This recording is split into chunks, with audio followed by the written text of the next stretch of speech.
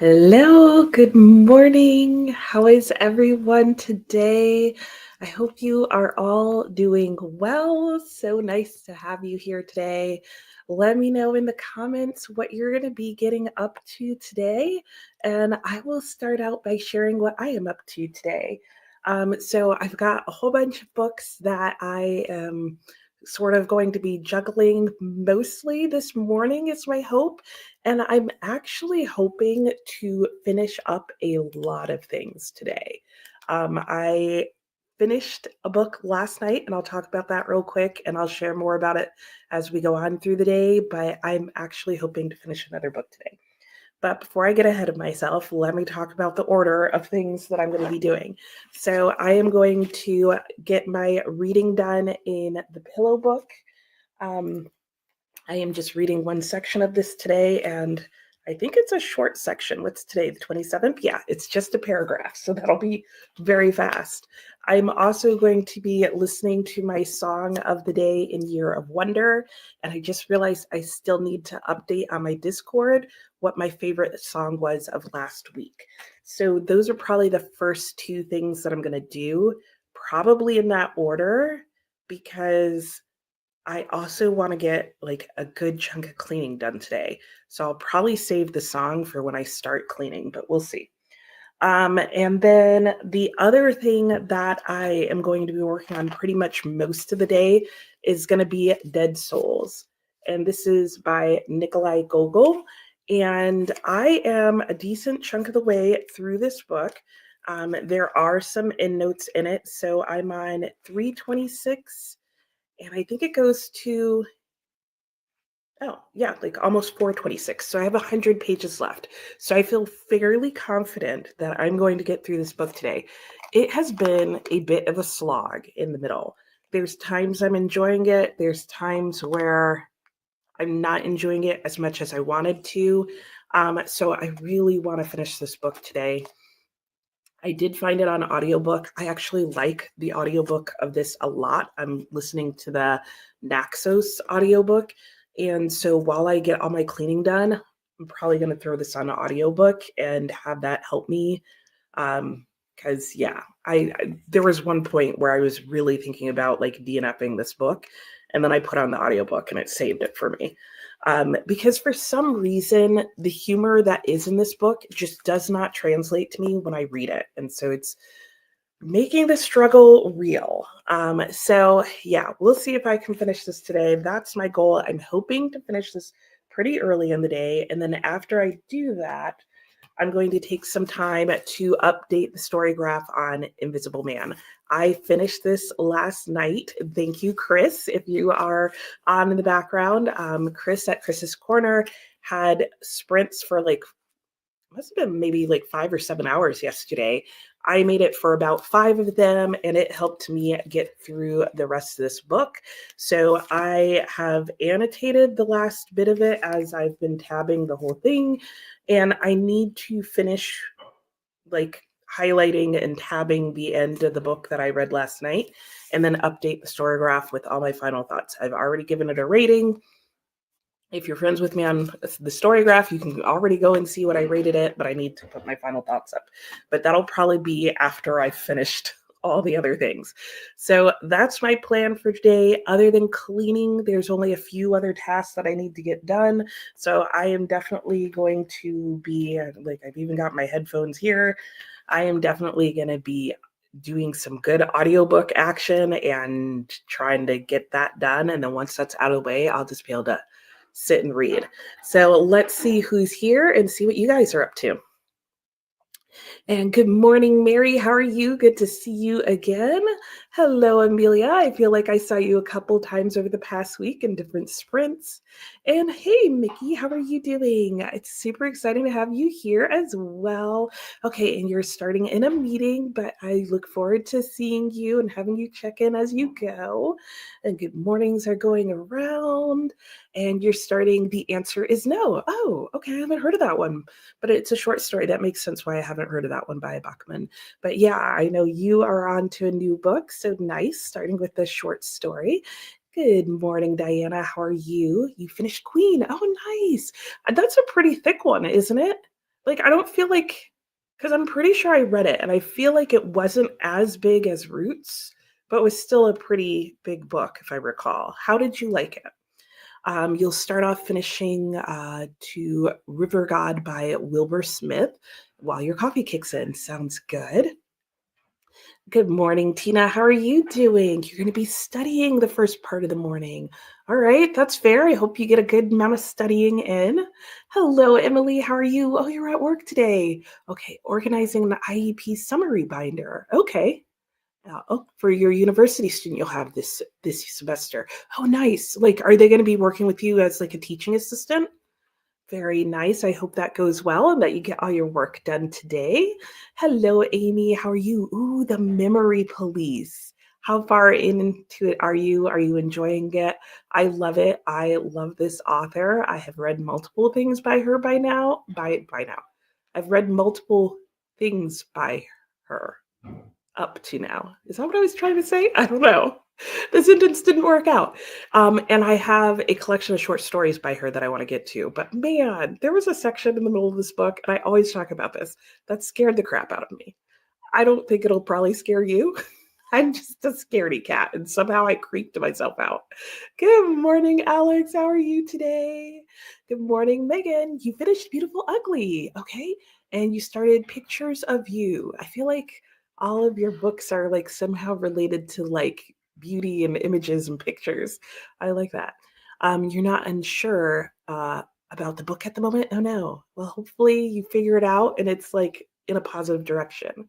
You're sick again, Amelia? Oh no. Oh, a nasty cold. Oh, I hope not the flu. Oh, well, take care of yourself. A good day of reading should help. And you need to pick back up Invisible Man. You're still on chapter 8. That's fair. You know, I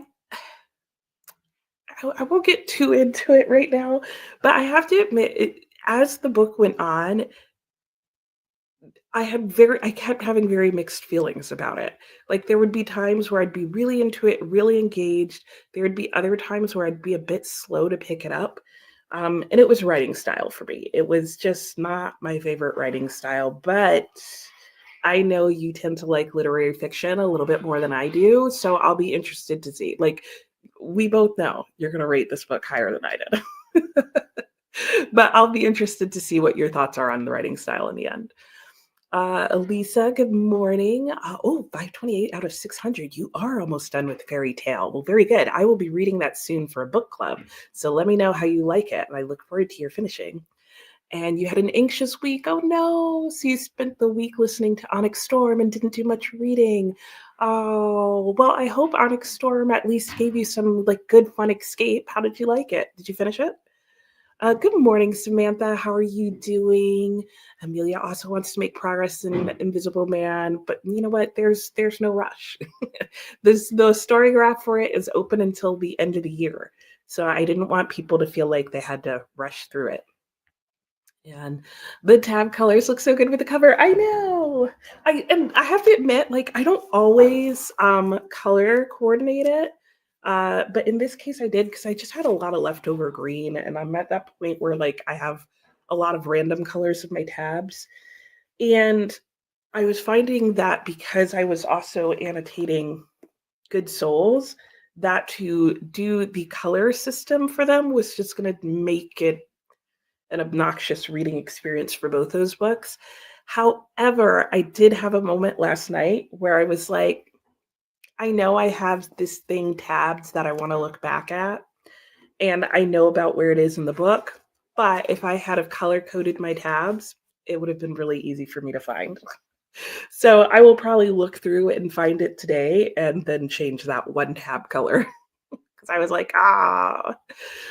And Christina, good morning. You'll be starting the new Murakami book. Ooh, giving him one more chance. Okay, let me know. You as well, Alex, because I know you also read this, because I have the Wind Up Bird Chronicle, and that's supposed to be my last chance Murakami. But I think we should be disturbed that like there's so many people who are like, last chance, dude. Hello, Miss Mika. How are you? Good morning. Going to spend the day reading and cleaning up. Same.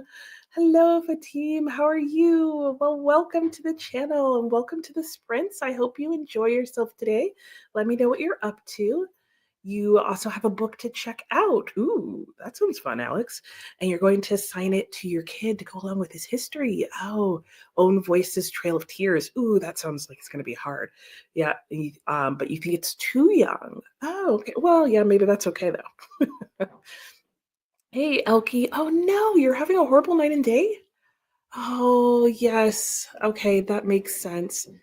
Okay. Well, if nothing else, just use it as a chance to just hang out, whether you participate or not. But yes, I can't even imagine what you're going through. So my heart goes out to you for sure.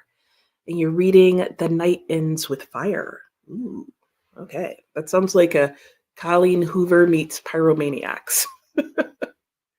And called How I Became a Ghost. Oh, interesting. Sounds good. Good morning, Kristen. How are you? You're home from almost 2 weeks away. Yeah. So today we'll be working, unpacking, getting the house back together, getting life together, starting over. And you finally get to read, you'll be reading Aletsue, right? Is that how it's pronounced? Something along those lines. And I know, yes, hugs out to Elkie. Victoria, yeah, all days friends. Welcome, welcome. You've only done that once during a holiday. How do you make it work during a regular work day? Yeah, a lot of people seem to pop in and out. Like if they are at work while doing this. Clearly, I'm not at work. I would love if this was what the background of my work looked like. But when I was working, I would still do all day sprints or part day sprints, and I would just mute is a very handy button. So I would leave them up in the background and mute them if I needed to. I had like a job where people would occasionally come into my office to speak to me. But my office wasn't like they weren't walking straight into my door. And so I could always mute it. And they never came into my office. So it wasn't like weird that I had sprints up. Um, but I would mute people if I would mute it if I needed to. And otherwise, like I usually lurked in the background and didn't always like participate in the chat. But I used the silent times to get a lot of work done. And I used the speaking times to maybe chat or to switch activities to something I didn't need to pay attention to, bathroom breaks, water breaks, lunch breaks, that kind of thing. So hopefully it works for you, Victoria, but welcome. And Emily, okay, they're working on their bachelor's degree. They'll be here 2 times a week. Okay, and we'll need to teach some lessons. Yep, okay. Yep, I get what's going on. And Victoria, yep, says sorry for LK as well. Hello, Taylor. How are you? You're going to read The Housemaid. Wonderful. Hope you enjoy it. And Elkie says, thank you. Oh, that's totally understandable, Elkie. And we totally get it. So no worries. Do what you gotta do to get through it. And Ashley, good morning. It's been a lot since you've been able to join a live. It has been. I'm glad to have you here. Welcome. What you working on today? Good morning, Anne. Starting Isaac's Song by Daniel Black. Oh, an anxiety-inducing week. Oh no. Okay, well, let's hope this gets you off to a better week. I'm glad to have you here today, Anne. And Roots was 729. Oh, Queen is longer. Oh, I did not realize that. Or at least as long or whatever. Huh. Good morning, Natalie. How are you doing? I hope you're well today.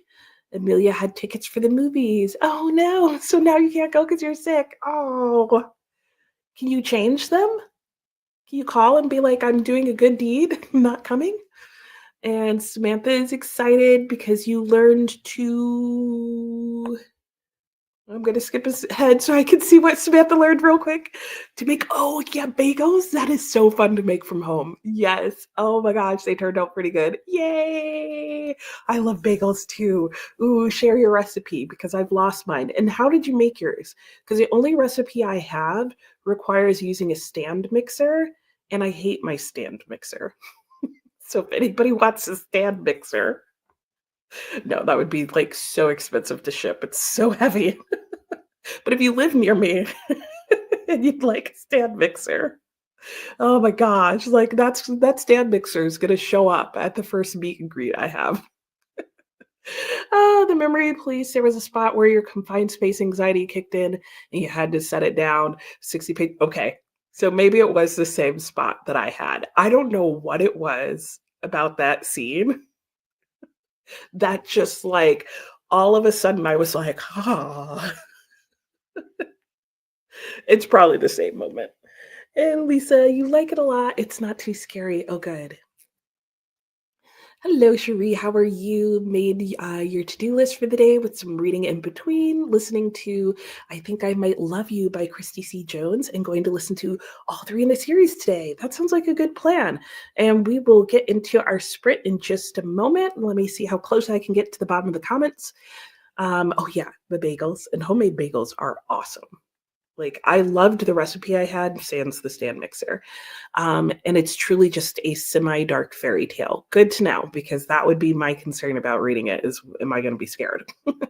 Alex just bought Orbital. Yes. Yeah, exactly. Yes, that's very true, Alex. This is smart thinking. Yeah. In case you guys don't know, Alex and I have buddy read a lot, and like I feel like it's pretty consistent. She almost always gives something like half a star higher than I am. So this is very smart book purchasing here. Like I agree, you will give it a 5. I need to find somebody who I can do that for, like whose every book that they read I rate just slightly higher so I can get some guaranteed 5 stars. And hey, Krista, how are you doing? Working on catching up on comments during nap times today. Nice. Watching some booktube. Fun. Getting caught up a bit too. Nice. And Krista, I missed your sprints yesterday. I let me know. Let us all know what your sprint schedule is because I'm realizing I don't quite have it figured out. And so every now and then I miss your sprints and I enjoy being on your sprints. But I had a lot of fun with Chris yesterday. Victoria, you'll pop in and out today as much as possible. Reading, Sons and Lovers, The Hobbit, and Not the End of the World. Sounds great. How are you liking D.H. Lawrence? I haven't read him since college, ever. I still can't figure out whether or not I've read him. I did, Lady Chatterley's Lover, but let me know about Sons and Lovers. Amelia, yes, you know what that means. Yes, you can relate. When Alex gave up trying to read the Murakami. Oh, okay, just not in the mood. Okay, that's fair. Good morning, Sue. How are you doing today? You're welcome, Elkie. Okay, it's a YA fantasy that you're reading. Oh, a Mulan retelling. Oh, I I read that next sentence as it's like Mulan meets the puppets. And I was like, okay, not sure what that means, but the Poppy War makes way more sense. Okay, you're 30 pages in. Fatim, yes, hope you have a good day. Actually, don't know anything about your channel, are you? Oh, well, that's okay. Well, my name is Nicole, and I like to read all sorts of things, but I read a lot of classics. And every Monday, I have sprints from 9 a.m. to 9 p.m. where I get on here and I chat with you guys, and then we spend some time reading, which we're going to do in 2 minutes, and then, or working or doing whatever you need to do. And then we chat on and off throughout the day. And yeah, definitely check out some videos. I like to read sometimes very serious, heavy things, but I also like to keep it fun and light. So, yeah, and I'm always looking for just a really good, thoughtful book. So, hopefully that helps you. You're very welcome, Victoria. You're a stay-at-home mom. Oh, nice. You're working today. Have therapy, housework, a couple hours of work for your at-home business. Nice. Plus, hopefully, reading at some point during your rest times. There you go. Perfect. So that should work really well for you. And I have done the stay-at-home mom thing on and off for most of my son's life. He's now 18 and away at college. So I can totally relate to that experience. And I hope we're able to keep you company today. Elke says to Amelia, thank you. It's crazy to think it's been 2 months. It feels like yesterday. I can only imagine. Yes, and you miss him a lot. That is completely understandable. So, yeah. Alex, it's written in second person. Oh, and a little too dreamy. Oh, well, the dreamy part doesn't surprise me. I feel like Murakami and Ellison could get along on that dreamy part. And Krista, okay, you were in your shoes this time last year. Yep, your brother passed in November of 23. Your prayers and thoughts are with her. Give yourself space and grace. Yes, feel what you need to when you need to. Such good advice, Krista. Thank you for sharing that. And Queen, good morning. Good morning. Hope all is well and staying warm. Yes, in fact, I'm too warm for some reason that I can't quite figure out right now.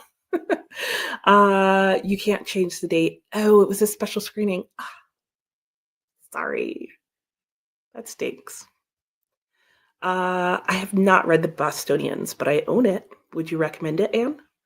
And you want a stand mixer so bad? Why do I not like it? I think I bought a size too big.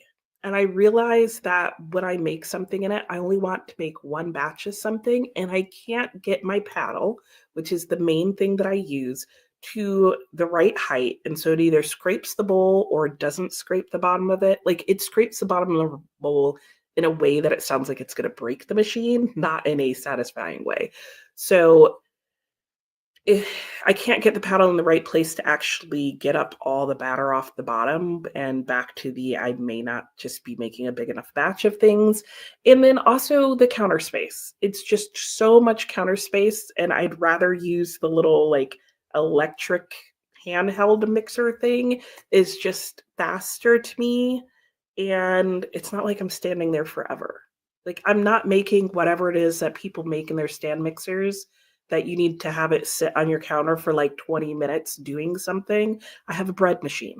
So I just don't use it. And then it just takes up an entire cabinet because I refuse to leave it on my countertop. I hope that makes sense. Maybe the next time I go to Virginia, Krista, we can meet up and I will gift it to you. Oh my gosh. Elkie says to Krista, yes, sorry about your brother. Glad you understand. It's hard to lose someone who was there your entire life and who was supposed to be there for the rest of it. Yes. Yes, I would agree with that. And Maria, hello. Welcome for your first time. Thank you for saying hello. You're working, you work from home, and you will be here until 9 when you have a meeting. Sounds good. All right.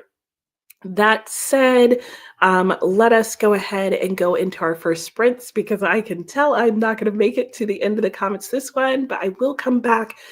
Excuse me. I do like to read everybody's comments. The only ones I will really skip or at least won't say out loud are the ones where people are saying hi to each other, but I will still show it on the screen because I like to just acknowledge that you're all here and taking effort to comment and chat.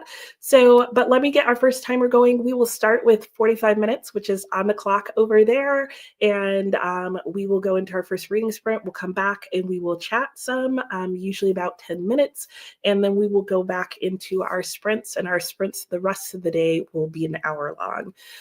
So I hope you all get a lot done this sprint, and I will see you in 45 minutes.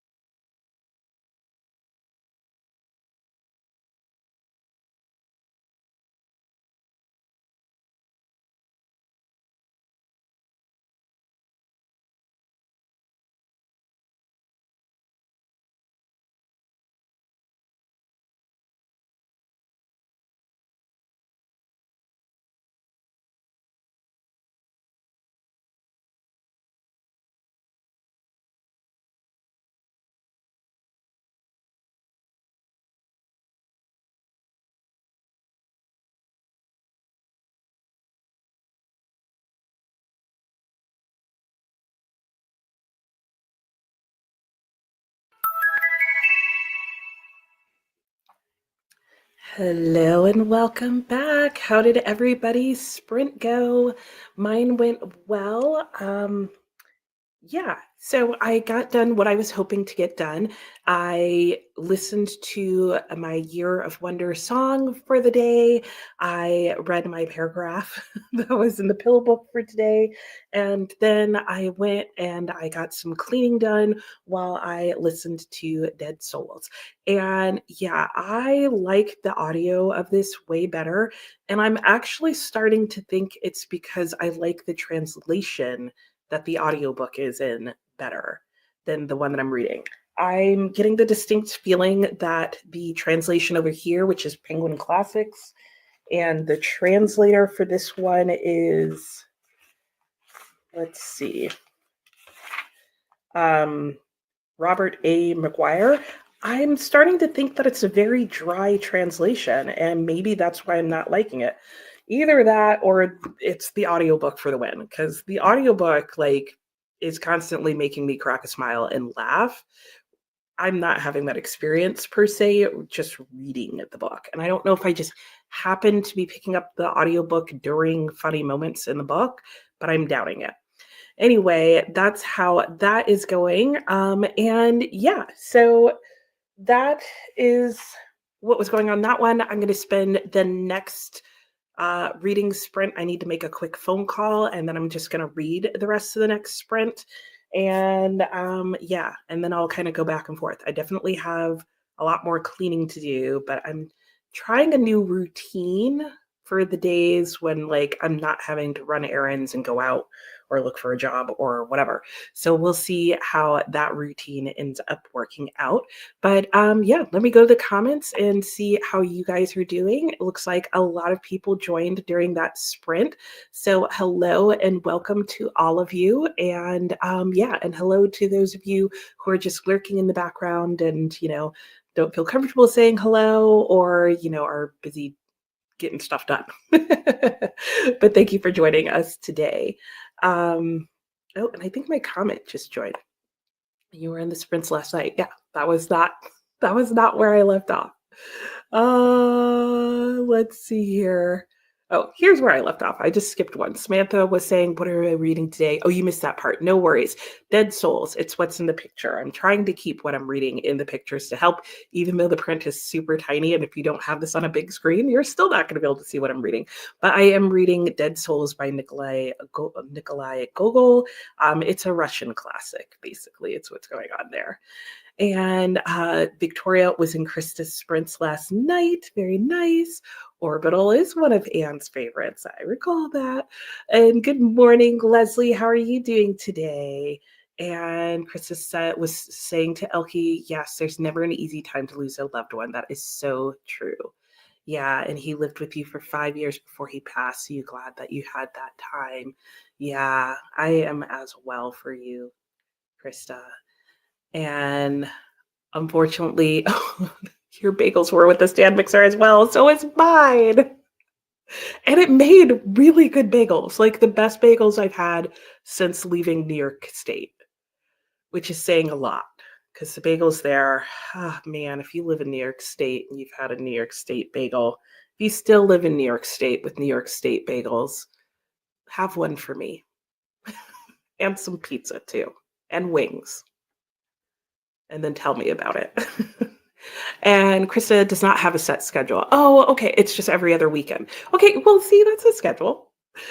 Sometimes you do Saturday night, but usually Sunday nights. Yeah. Okay. I knew there was some pattern to it. Victoria, you're loving D.H. Lawrence. Oh, you never read anything by him. You heard he was controversial, so you immediately downloaded Sons and Lovers. Nice to see what it's about, and you love his writing. I do recall liking his writing. I read Lady Chatterley's Lover, I believe. Yeah, and I know he's very into people's heads and the conversations and thoughts are supposed to be intriguing.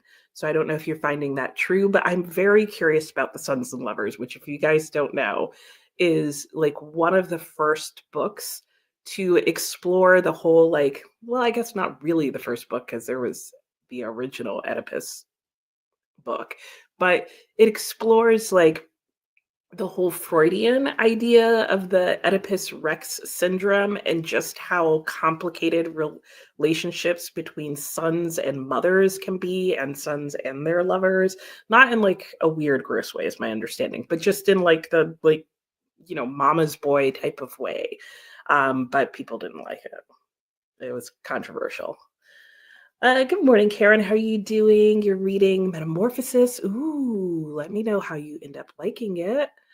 LQ is saying to Krista, glad you had the time. Your brother had cancer and died a little over a year after the diagnosis. Yeah, suddenly so little time left with him. Yes, I do recall that part. Yeah, very unexpected. And hello, Bree. How are you doing? You got your first stand mixer last year and you really like it. Most people do. You got one by beautiful Drew Barrymore brand. Huh. I know nothing about that brand, but I'm glad you're enjoying it. Emily, by the time this sprint is over, oh, your plan period will be over. Okay. Well, we hope you're able to join when you get home and have a great day at work, Emily, even though you're already gone. Team, you're very welcome for the explanation. Yay, I'm glad you love reading different books. Okay, prepare for your university exam. Okay, well, I hope this studying goes well for you today. I did list in the chat. You can click on that link to go listen to the song that I was listening to if you want to. It was Mozart today because it's his birthday. Yay! Mozart, I don't always get along with. Sometimes I'm just like, dude, wow, like calm down. But like today's one was like a good balance with some riffs from his own songs thrown into the mix. So there's parts of this song by Mozart that will feel familiar if you're interested in going to listen to that or having something to listen to, or just curious and want to know what I was just listening to. Victoria was saying to Karen, you just bought that last weekend. Ooh, yeah, I want to know how she's enjoying it. And is it Maria or Mariah? Because I had a friend whose name was Mariah, and she spelled it very similar to this, but I'm assuming it's Maria. You listened to Mozart's Starling. Oh, nice, in December, and thought it was really interesting. Okay, and it's nonfiction. Overall, it's an interesting read if you like Mozart. Huh. I have not heard of that one. I'll have to look it up. And good morning, Susan. How are you doing? You're doing a buddy read with your daughter. Oh, that's fun. Oh, The Devil in the White City. Ah, let me know how that is. I just decided that it was going to be too much for me. You're also continuing your quest with the Count of Monte Cristo, 20 pages per day, and you're enjoying both. That's great. Yeah, I love the Count of Monte Cristo, and it's so good to like split it up. Hey, Shauna, how are you doing? Oh, you are sprinting. Oh, thanks for stopping in and saying hi. You'll be lurking and popping in the chat when you can. Sounds good. I'll swing by and say hi to you. And just finished editing your video. Now going to do some work. Sounds good. So you can go and sprint hop with Shauna if you like to do that and just want lots of chat between the two of us. And I'm sure there's other people on now too. Maria said, that is cool. Did a buddy read with your son last year. He read All the Light We Cannot See. Very good. Ooh, and if you liked All the Light We Cannot See, I highly recommend Cloud Cuckoo Land. The title is weird. The cover is beautiful. The description sounds odd, but I honestly think it's better than All the Light We Cannot See. And hello, Kyra. How are you? I hope you're doing well as well. I'm glad you could catch these sprints. Oh, your productivity is not where it needs to be. Okay, well, I hope your translation goes well as you keep doing your work and that we're able to help you here. And got to the kitchen straightened up. Next, preparing for dinner. Ooh, what are you making for dinner? It must be something with a lot of prep. Hey, Nani, how are you? Oh, you're going to finish The Housekeeper and the Professor. Yay! Love the flower tie-in because I love the cover of that book. And okay, Susan's saying, did two buddy reads last fall, Dracula? Ooh, I still want to read Dracula. Ooh, and something this wicked this way it comes. Ooh, nice. Hi, Paula. How are you doing? What are you up to so far? And Taylor read 20 pages of Housemaid. Nice. And Victoria loves Dracula. Elke read 36 pages. Good job. Miss Mika continued reading The Wedding People. Surprisingly funny. That is surprising. I don't know that I've heard anybody mention that about that book. And 30 pages of The Night Ends with Fire. Oh, you're enjoying it. Good. You can definitely see the Mulan references. Ooh, that's fun. Amelia almost done with case study. Nice. Not sure what to make of it. That's always kind of like, Didn't find the story particularly interesting. Huh. I hate when that happens. Good morning, Glenn. How are you? You'll be finishing up The Murders in the Rue Morgue. And a short story based on it. That's fun. I like that combo.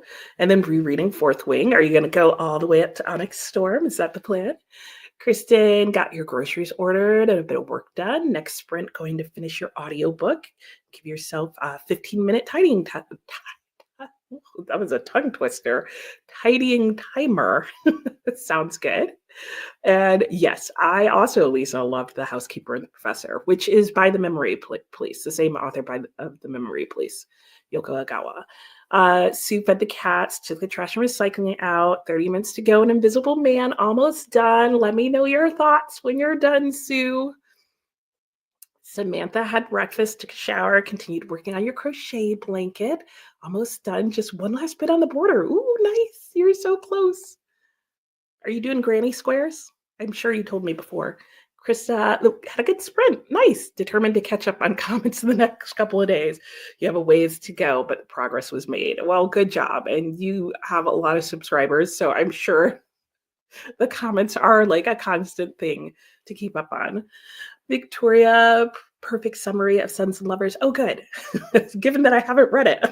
Sometimes my summaries are like way off and of different other books. So it's extremely well done, uncomfortable emotionally, but not gross. That was very much the impression that I got, especially based on the time period it was written in and the topic. I was like, I have the feeling that it's like uncomfortable and extremely uncomfortable at the time that it came out, like morally wise, like, ew, we don't want to talk about this kind of thing.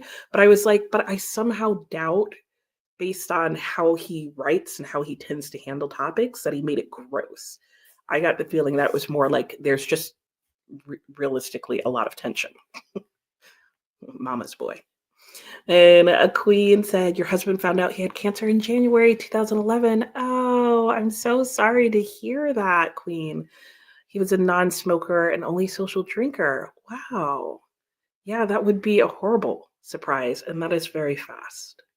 And so I can totally understand that. Lisa asked if I've read Edith Wharton, Glimpses of the Moon. I have not, but I do own it. Okay, and that's going to be your next book. Let me know how it is so I know whether or not to, bump it up if I get a G on my game. And hello, Dee Dee dances in. Oh, how are you doing today? I'm doing well. Are you still sprinting, Dee Dee, or are your sprints done? I wish I was like more together first thing in the morning so that I could like join you and Shauna, because I'm always up when you guys are on. But I am like, I'll like watch you guys, but like I can't even bother to say hello. Like I will watch and thumbs up your video and lurk. That's the most I can manage. And oh, roast beef in the slow cooker. Nice. That will be next Monday for me.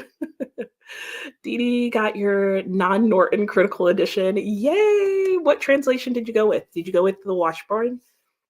Because I think that's the one that you said you were thinking about. And Lisa, the Count of Monte Cristo was good. Yeah, your next mammoth book in March. Ah, Don Quixote. That's exciting, Lisa. I love that book. Capricia, hello. How are you? You're reading manga in V. V as in by Thomas Pynchon? That V? Alex was wondering why the break felt too long. Oh, the video got paused. That'll do it. And some chapter books. Nice. Hello, Grace. How are you? Listening to Strange Sally Diamond. Ooh, interesting. 9%. Nice. Maria, like West Side Story. Love that reference. And Cloud Cuckoo Land on your shelf. Read it. It's so good. And Lynn's reading All the Way to Onyx Storm. Nice. Oh, yeah. Yeah, waiting for your other reads. Good job for you. Dee Dee currently listening to the graphic audio dramatized version. Ooh, nice. Almost there. Samantha finished the blanket. Yay! But you still need to weave in all the ends. Boo! No, it's got to be done, right? Oh, no. Is it going to take so long? That's why I don't think I could ever do a Granny Square. That blanket would never be finished. Dee Dee's still sprinting. Okay, you're normally done by the time to start, but going to go to the end of the working day. Oh, okay, nice. Okay, well, I'll swing by. in the Dennis Washburn translation. Awesome. I hope you enjoy it. And that was perfect timing. That's the last comment I see. So let's go back into that sprint, except but I do need to change our timer to 60 minutes. So let me do that real quick. We were so close, guys, to like having that end perfectly, but perfection is not required by me or you or anyone. I'm definitely not a perfectionist. So there we go. We've got an hour on the clock. I will see you guys in an hour. Happy sprinting.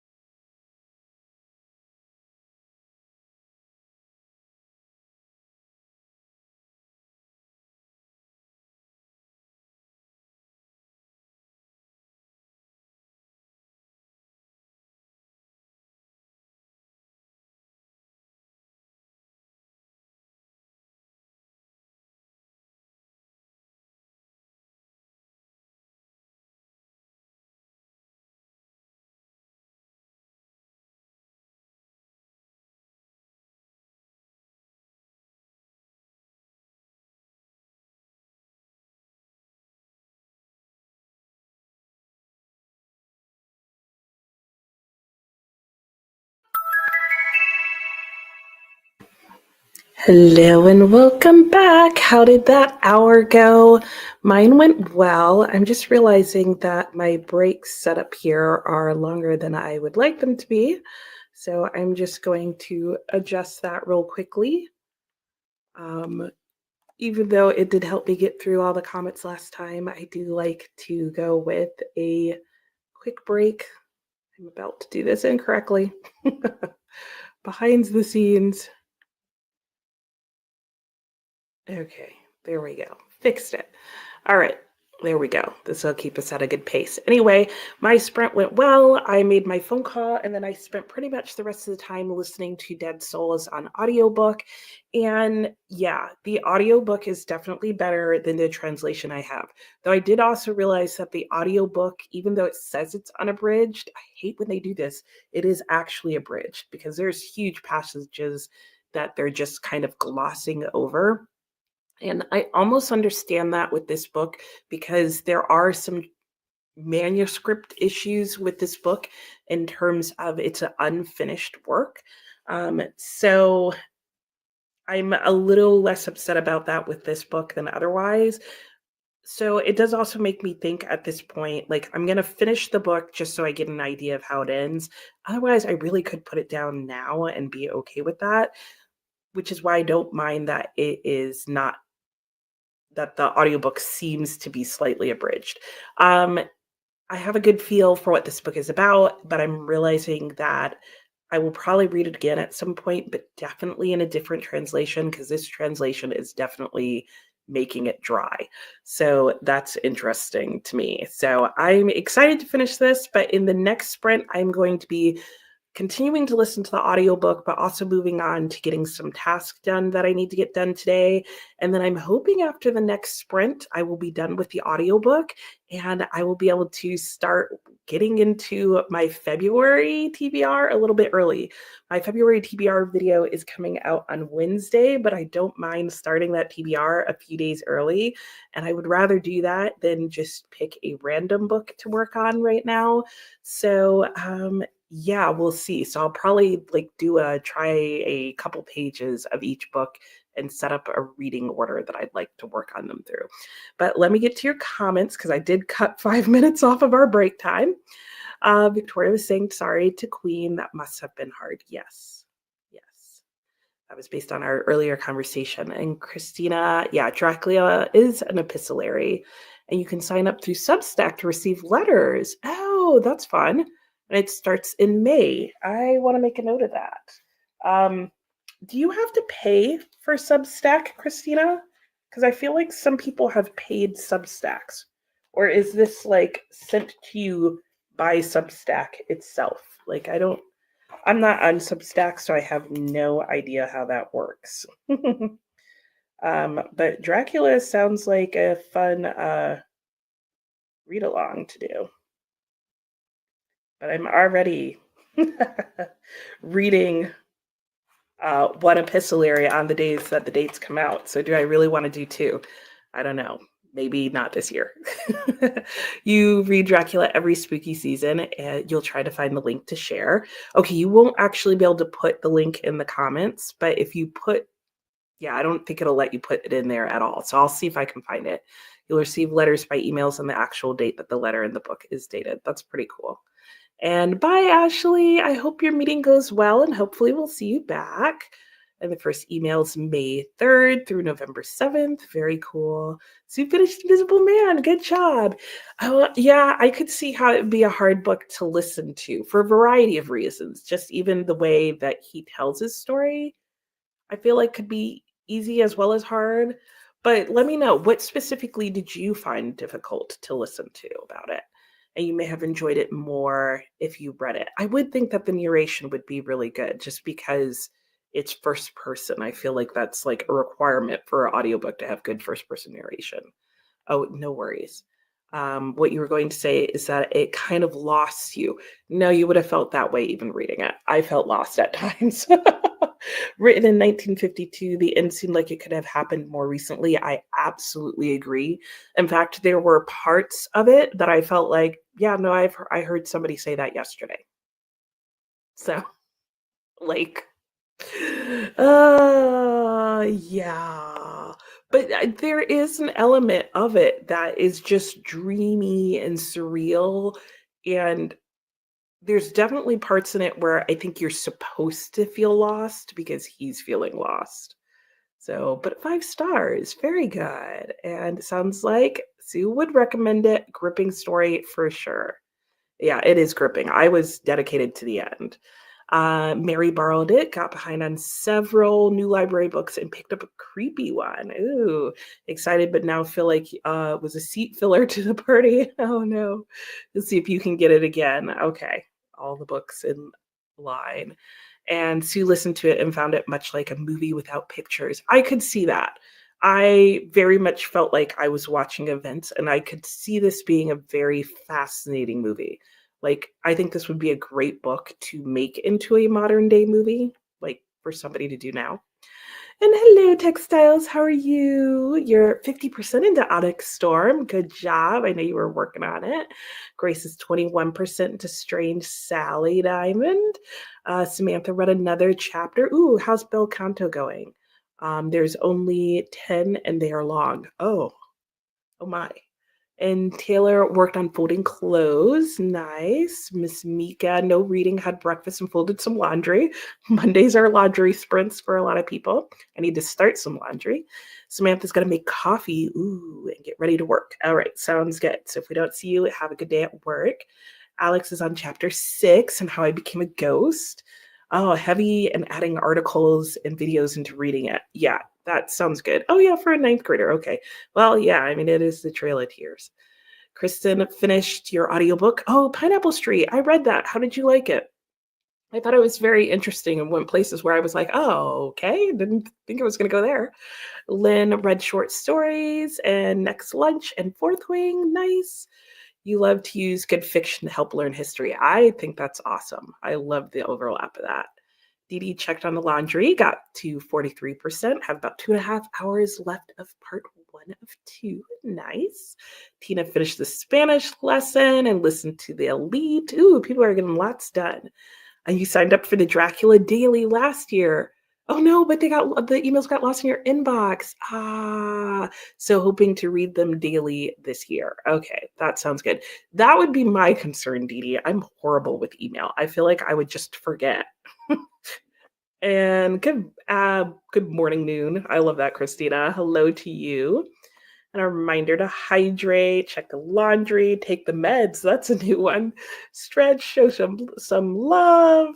Sub, ring the bell, all the things. Thanks for the reminders, Christina. And Alex says, you think the fact that Invisible Man reads like it was written yesterday is making it extra hard? Yes, I would agree. Yeah, and yeah. Yeah. Yes, Lisa also wants to know if you liked Pineapple Street, Kristen. And Alex really enjoyed Pineapple Pineapple Street. Every time I say it, it's becoming more and more difficult to say. Kristen did like Pineapple Street. It was a fast read. Yep. Love a good family drama. Definitely that with lots of different characters and things going on. Yeah, I think that's like a perfect description of if you like those things, you will probably like Pineapple Street. It's a good, fast, contemporary read. Samantha, your mom just recently read Pineapple Street. Mickey, meeting's done. Nice, welcome. And going to work more and continue to listen to The Way We Live Now. Oh, by Anthony Trollope. Okay, how are you liking it, Mickey? Because Anthony Trollope, I want to like, and I do like his writing, but then I haven't ended up liking his stories as much as I expected to. But I'm in the middle of Barchester Chronicles, and Dr. Thorne's the next one I have to read, and I don't know about it, but I've heard The Way We Live Now is like his writing, but totally different topic, and I don't know. Let me know how you're liking it. Susan struggled getting along with Bel Canto. Okay, so it's back on your TBR to revisit another time. Sounds fair. Hello, Angela. How are you? Oh, you've been taking breaks. Struggling. Yeah, but the satire and yeah. Sounds like you're kind of where Alex is, where it's like, but you know what? I would say to both of you, stay with it because at the end of the day, I really feel like it's a journey of self discovery for him and that he has to go through a lot of hard things to get to where he is at the end, which is where he is at the beginning. And I was wondering, like, because I reached a point where I felt like I was reading it because I wanted to find out how he got to where he was at the beginning of the book. And I was wondering if it was going to be worth it. And I did think it was worth it. But it is hard to have to go through all of that with him. And let me get through these real quickly. Lisa enjoyed Bel Canto. Thanks to Kristen. You've been wanting to read it. Oh, it was a DNF for Alex. Oh, okay. You love two of her other works. And Samantha says that's fair. Very lit fic. Slower, reflective, character driven, but you do like the writing. Sounds good. Um, and that's all the same author. Yes. And Anne enjoyed Bel Canto. Okay. And Alex, definitely going to finish it. Do you think the book is impressive? Yes. But yeah, it could be a very poor timing. I could totally understand that. All right. We're going to go into our next sprint, and I will see you all in an hour. Happy reading.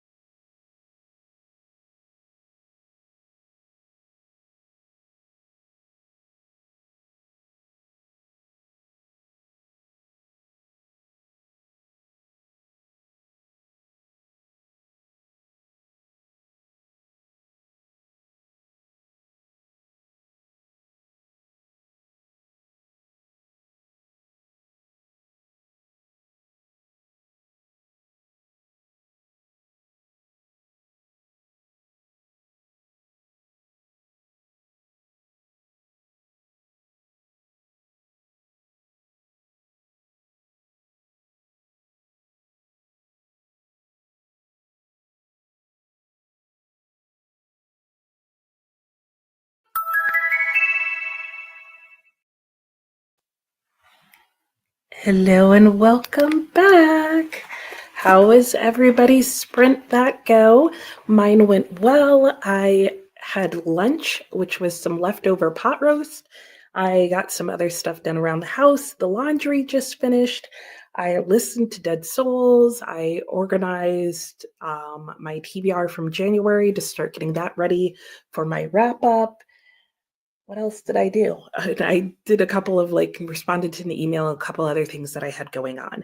So I am about 30 minutes away from being done with Dead Souls. And this this book is so funny on audio. It's actually funny on audio, but then I feel like I also catch things that I'm not catching in the reading of it, just because the audio, again, I like the translation better. But I definitely hit this moment where I was like, why is the ending of this starting to feel like a Christmas Carol, where it's like, I will be a better person, I will change my life. I don't believe it in the case of this character, but I definitely had a major Christmas Carol flashback moment towards the end of this book. So I'm going to be interested to see how that plays out for the main character. But let me get to seeing what you guys got up to that sprint, how it went for you during the next sprint. I think I'm going to go get some exercise in while I finish this last 20 minutes of my audiobook. I'm probably going to update everything for the last part of Invisible Man. And then I will probably also set up my books to start trying a few pages of them to see what I'm going to read next, which will be off my February TBR. So I won't show you all the books, but I will show you which one I end up picking.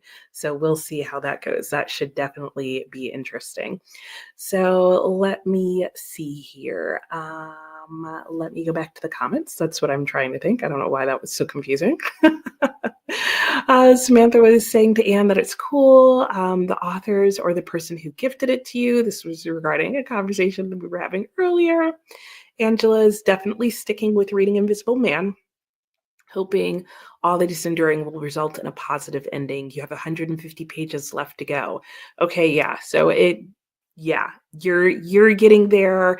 And yeah, that was very much how I felt as well, because I felt like I spent so much of the book not agreeing with the decisions and the choices he was making, and not liking the people he was surrounding himself with and that were surrounding him in general, that I was like, is he going to find a group that he falls in love with, that he falls in line with? Is he going to stick with the group he's with? Is he going to switch to the other side? I don't know that I like the other alternative. Yeah. If you're feeling conflicted at this point, Angela, I did as well. And yeah. Susan also appreciates Patchett's writing style, loved Tom Lake. I have heard good things. I think I have one book that I own by Anne Patchett, and I really want to get to it because people seem to love her writing. So I really want to give it a try. And she's doing lunch, dishes, laundry, rinse and repeat. Yeah, seriously. And Mary was saying hello to some who had joined and that she's going to borrow Invisible Man. And Queen was saying thank you to Victoria, beloved, yeah, 27 years old and became a widow. Oh my gosh. Yeah, just had surgery. Oh my gosh. Oh, oh, that sounds so hard. I'm so sorry that you had to go through that. That is just a lot all at one time, a lot of trauma. And I hope you have been able to, heal from the trauma of it and just be able to carry the love and whatever grief continues. Amelia, reading goes slowly because you're feeling so sick. That's understandable. Okay, at least it's not COVID. That's true. Okay, hopefully it's not the flu either, so you get something that you can get over quickly. A lot of people think Bel Canto is her weakest book. Oh, I did not know that. That's interesting because I feel like that's one of her books that is on the most list. But then again, she's come out with so many other works since then that I could see how Bel Canto at the time may have been considered a really good book, and that as she's gone along, she's just become a better writer. Um, oh, that's why you have ulcers and can't eat. Oh my gosh. Okay, still have to be the mom, head of a household. Yep, learning to slow down and do what you can and leave the rest. Um, no, you're fine. Yes, and thank you for sharing. And I'm just glad that we can be here for you, and hopefully this is part of your rest as well as part of your being able to do what you're able to. And Ashley's back from your meeting. Hello, Ashley. Plan to read a little. Ooh, If We Were Villains. Nice. So your last two books, you need to listen to something mindless. Yeah, so sounds like that is the case without regrets. Yay! There you go. Even the title fits. And Susan was saying to Amelia, you've heard that as well. Okay, perhaps it was one of her earlier books. I think it was. I don't know compared to like Dutch House. It was definitely earlier than Tom Lake, but I feel like it was earlier than Dutch House as well. I don't know how early though. And Susan says the same. You ordered a Nora Ephron book and you're hoping a little piece of joy during these difficult times. Oh, that sounds excellent. Yes, definitely. Like, I feel like this is really where the like serious mood reading comes in, where you're like, okay, I can't read this. Like, I almost started a novel of the plague in January, and I was like, why did I think that was going to be good during the first month of the year? I was like, that's, I think because it was the shorter book was why I ended up choosing it. But I was like, I clearly didn't play out the reading experience of that. Viviana, good afternoon. You'll be reading Needful Things. Happy reading to you as well. Mickey, oh, it's your first Anthony Trollope. Well, you started with the big chunker. So you're not sure about the content as it relates to, oh, comparing it to other ones. Okay, that's fair. But you love his writing. Okay, that sounds good. The topics in his other books that I haven't enjoyed is his talking about politics a lot. That's just not something that I enjoy in my books. And he had a lot of it in there, and church politics. And I feel like he also, in his writing, intentionally forced people to miscommunicate. And I realize I really don't like a miscommunication trope because it just feels like a plot device and not like it doesn't feel natural to me in writing. Your biggest pet peeve is with the characters seem to be preaching morals to readers. I think he also does that. And I don't see that going away in any of his other books. And the author herself, yep. Okay, that was her reply to Samantha. Natalie, first hard DNF in the year. Oh no, trying to push you, decided to call it quits. What were you reading, Natalie? I don't remember. I'm always interested. Like, what might I not like? Victoria's back from therapy. Welcome back. Emotionally tiring. Well, hopefully, this is some good time for you. Yes, writing down notes and journaling for the rest of the sprint sounds good. And yes, Victoria, I can't imagine what Queen had to go through. Makes total sense that you'd struggle with all of that. Absolutely. Mickey was saying to Natalie, that's awesome. Used to DNF all the time, but last year you didn't had such a bad reading year. Oh, you're going back to your old ways. A good reminder for you. Hey, Sophia, how are you doing? You finished Three Musketeers. Oh my gosh. Oh, how did you like it? I'm guessing you loved it since you flew through the end. Ooh, that's so exciting. You'll be reading Creativity Inc. Ooh, a nonfiction written for by the founder of Pixar. That sounds fun. I hope you enjoy. Hey, Amberly, how are you doing? What are you up to? Hello, Drew. Welcome. Good morning. You're just joining. Oh, is Goodreads being slow? I don't know. And you're hoping to finish Five Broken Blades. Nice. And then maybe read its sequel. Ooh, yeah, sounds like a good way to go. And Allie just joining with 3 minutes left, hoping to get a bit of the reading in before the work. Had to take the cat to the vet. He's pretty sick. Oh no. A respiratory infection. Oh no, I hope you get the antibiotics for him. Lynn had some leftover wings. That sounds delicious. And Samantha, so productive. 56%. Ooh, and dragon stickers. I like it. Susan says, sorry to Allie. Yes. Hello, Andrea. You had dinner and came to bed to do some reading. I hope you enjoy. What are you reading?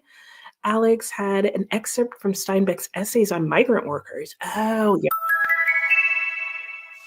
part of the lit curriculum you're doing. Nice. Let me know how you like it. And Susie said, sorry to Allie. I know. Poor kitty. Taylor read 35 pages of Housemaid. I'm just going to read a few more and then we'll go into our sprint. Hello, Dina. How are you? After laundry and lunch, you'll be reading We Are Orphans. Sounds good. And Savin joined. Hello. Listen to Page Boy. Oh no, ripping back a sweater. Oh, so you can use the yarn. Never mind. That's fun. Nani's been listening to the Count of Monte Cristo. Nice. And hello, Michelle. How are you doing? Finished the library book. And Nani, because you got your boyfriend to work. Nice. So now you can sit and relax. Okay. Wow. I only just barely made it back to the comments on where you guys were at the end of the sprint, but I will get back to you guys after the end of this next sprint. Hello to everybody who joined during that one. And yeah, let's get going. I will see you all in an hour. Happy sprinting.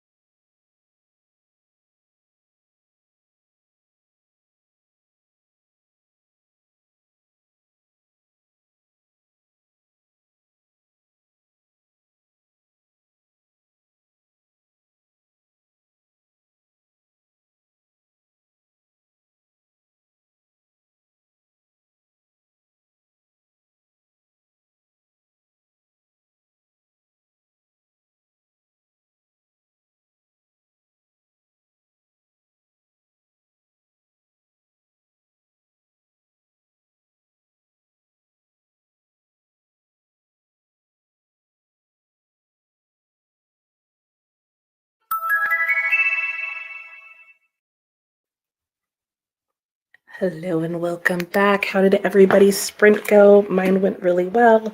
Sorry, you might hear some laundry noise in the background, but I did some exercise and then I actually spent that entire sprint just going through and revisiting the things that I annotated in Invisible Man, highlighting and tabbing what I wanted to definitely remember and or bring up in the story graph. And yeah, I'm almost done. I'm revisiting the last few lines in the book, which are just so deep. And yeah, I've really enjoyed this book, even though it was more difficult and strange than I expected it to be. So let me get to your comments. We've got 15 minutes and, stretch, change things up, do what you got to do. But I want to get through as many of your comments as I can during this time while we are back and then get us right back into our sprint on time. Because I know I'm very behind in the comments. So let's see if I can catch up. And Christy finished A Feast for Crows. Not a bad read. Hello, Christy, by the way. But your least favorite from the Game of Thrones series. Oh, that would be disappointing. Queen was saying to Victoria, yes, beloved, but we can do hard things. That is so true.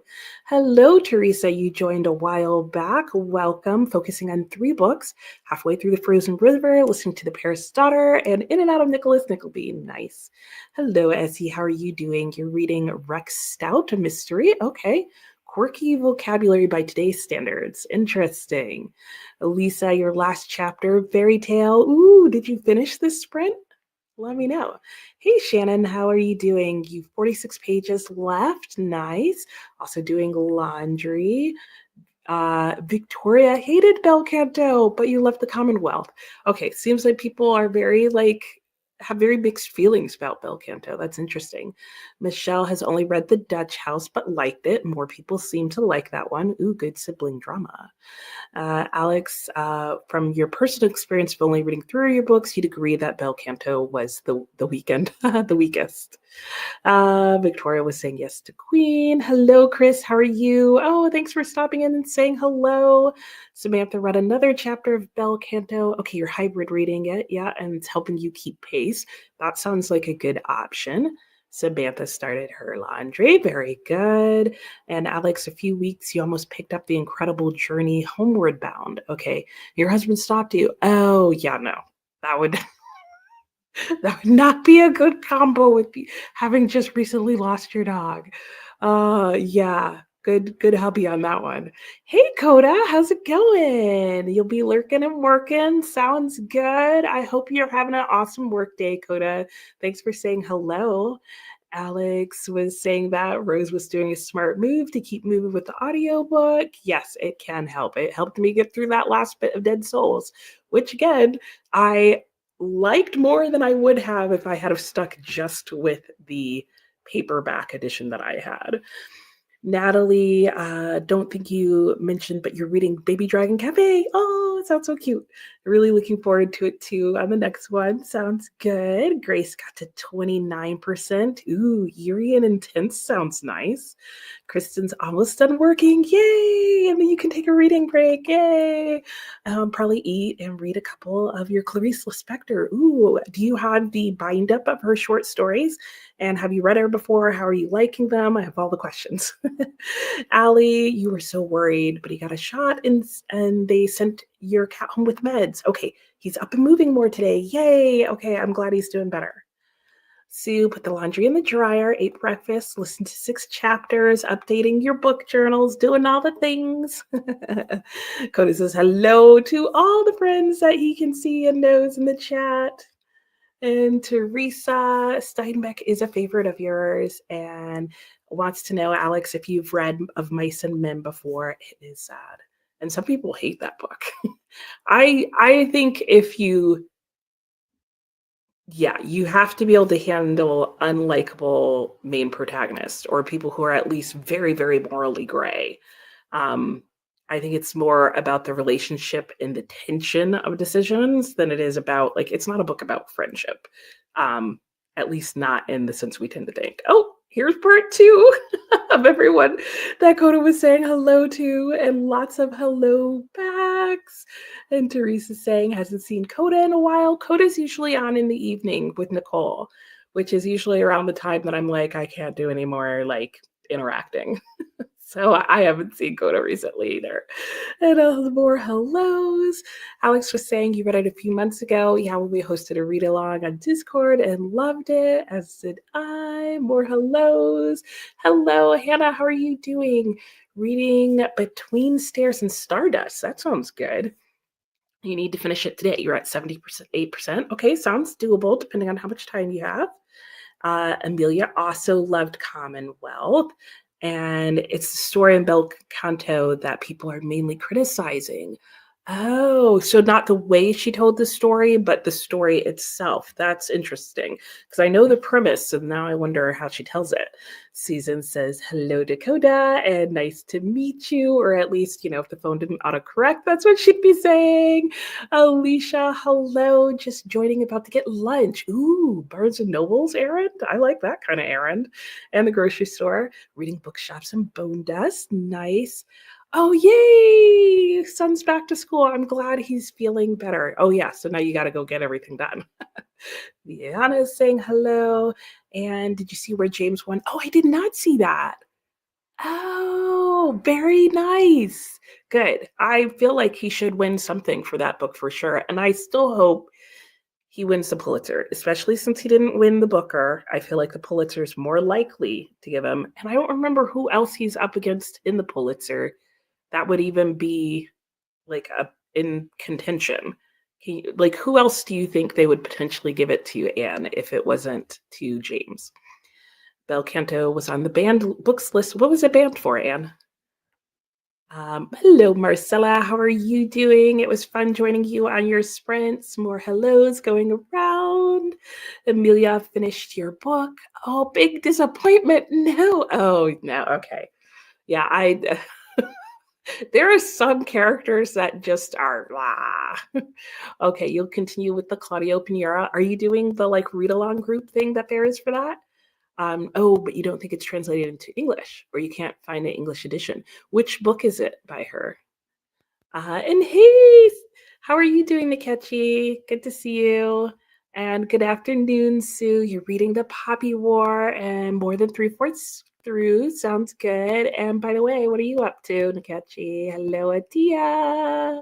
Hellos are going round. Sophia made it into 60% in Creativity Inc. Nice. Mickey, oh, your work is too detailed. Oh, so you have to sit in silence and do it. That's the worst. That's the worst. Hopefully you'll get through it quickly, though. I see you did no reading, showed your 13-year-old how to pull chicken off the leg bone. Ooh, after baking. Oh, that was exasperating. Oh gosh, yeah, not my favorite activity, so I can kind of understand that. Lisa says hello to Coda. Tia's finishing up Drown Me with Dreams. Ooh, that sounds good. I like that title. Lynn made it to 45, page 45 in Fourth Wing. Nice job. Alicia ate lunch.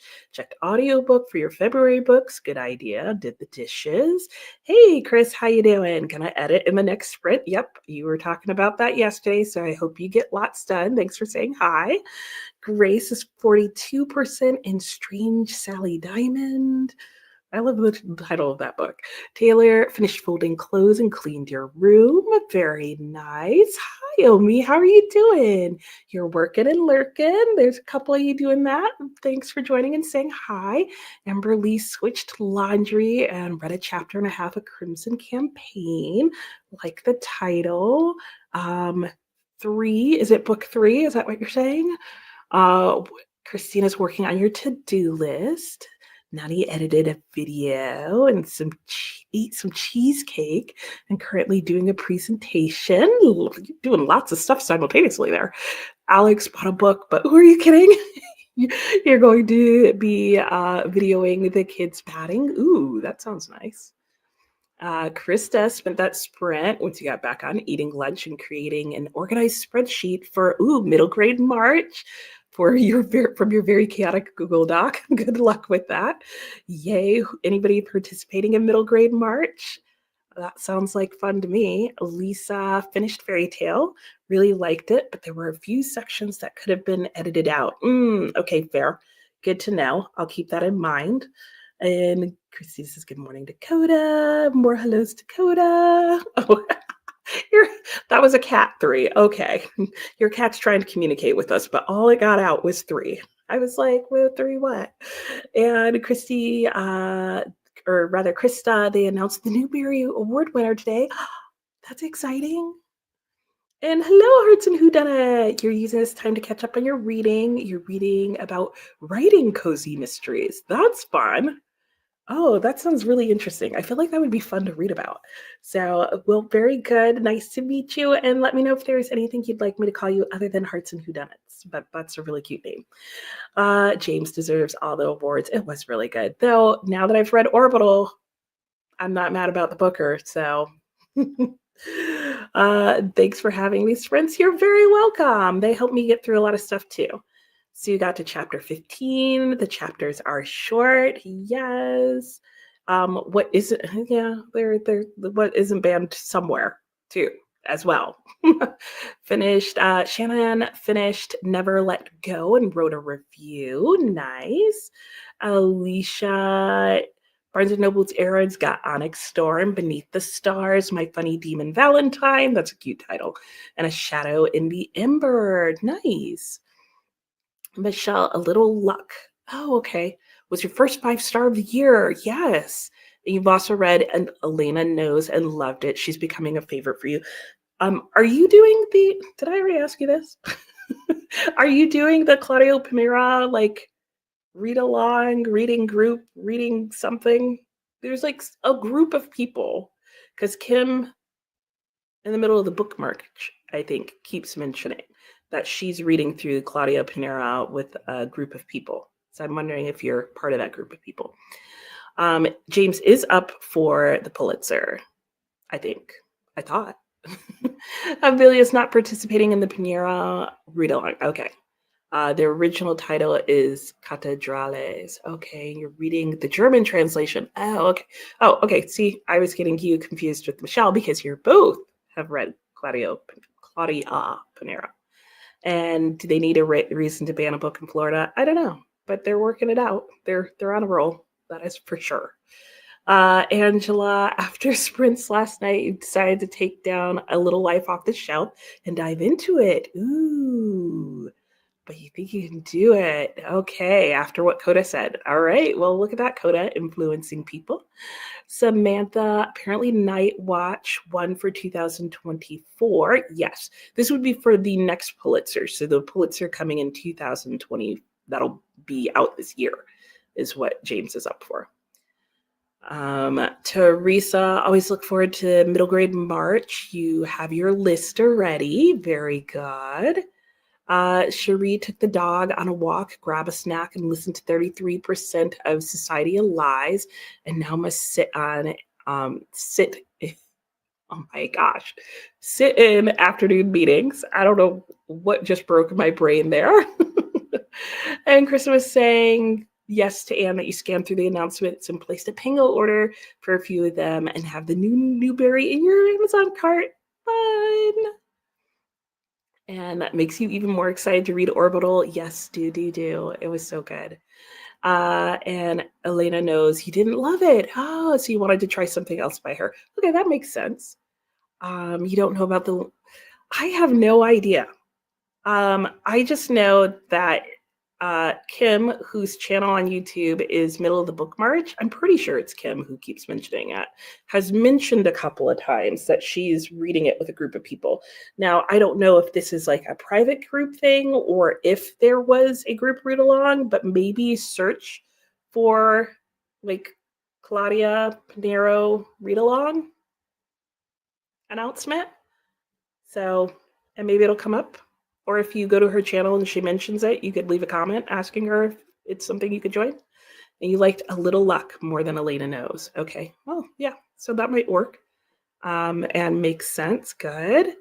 And book chat with Pat talks. Oh, you might be right, Anne. Maybe that's who I'm thinking of. Maybe it was Pat. Okay, so go check out Pat's channel because Anne's memory is likely better than mine on that point.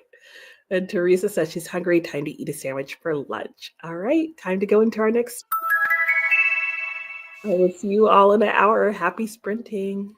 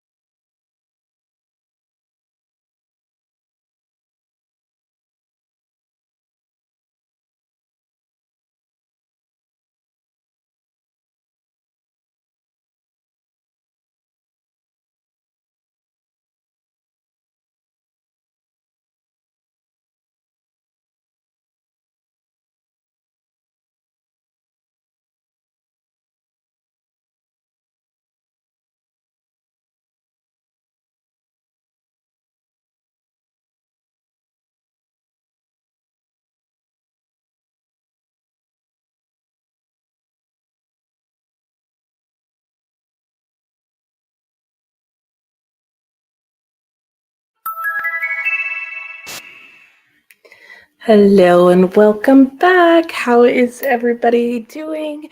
How are your sprints going for you? What did you do during that sprint?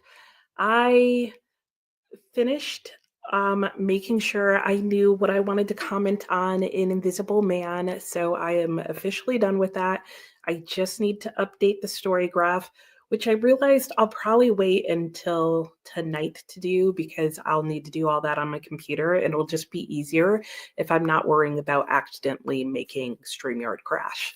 So that is all set and ready to go. So I am making good progress. I finished Dead Souls. I finished Invisible Man.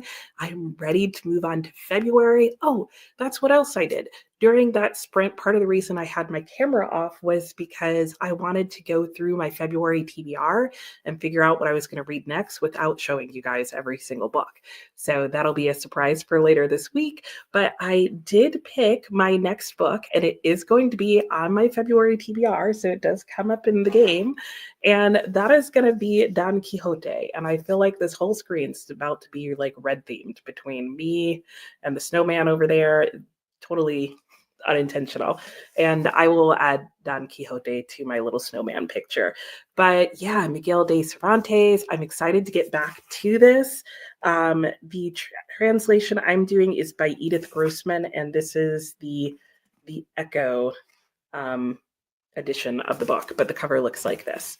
Um, and yeah, I cannot wait to get back into this. I'm trying to decide whether or not I want to read the introduction, which is by Harold Bloom. And I'm rather tempted to do so because I have read this before and I've seen the play. And I think I've read a very, very short abridged version of it. I love this story in here. I just love the idea of everything that's talked about in this book. So I don't feel like there's anything in this book that would be a plot spoiler for me if the introduction did that. But I also don't know if I want to read it because then I also feel like if I read the introduction, is it going to make me focus on the themes that Harold Bloom talks about versus my own? I don't know. I don't know. But I am going to start this. I did also pick out from my February TBR an audiobook to listen to, but I'm not going to share what that one is.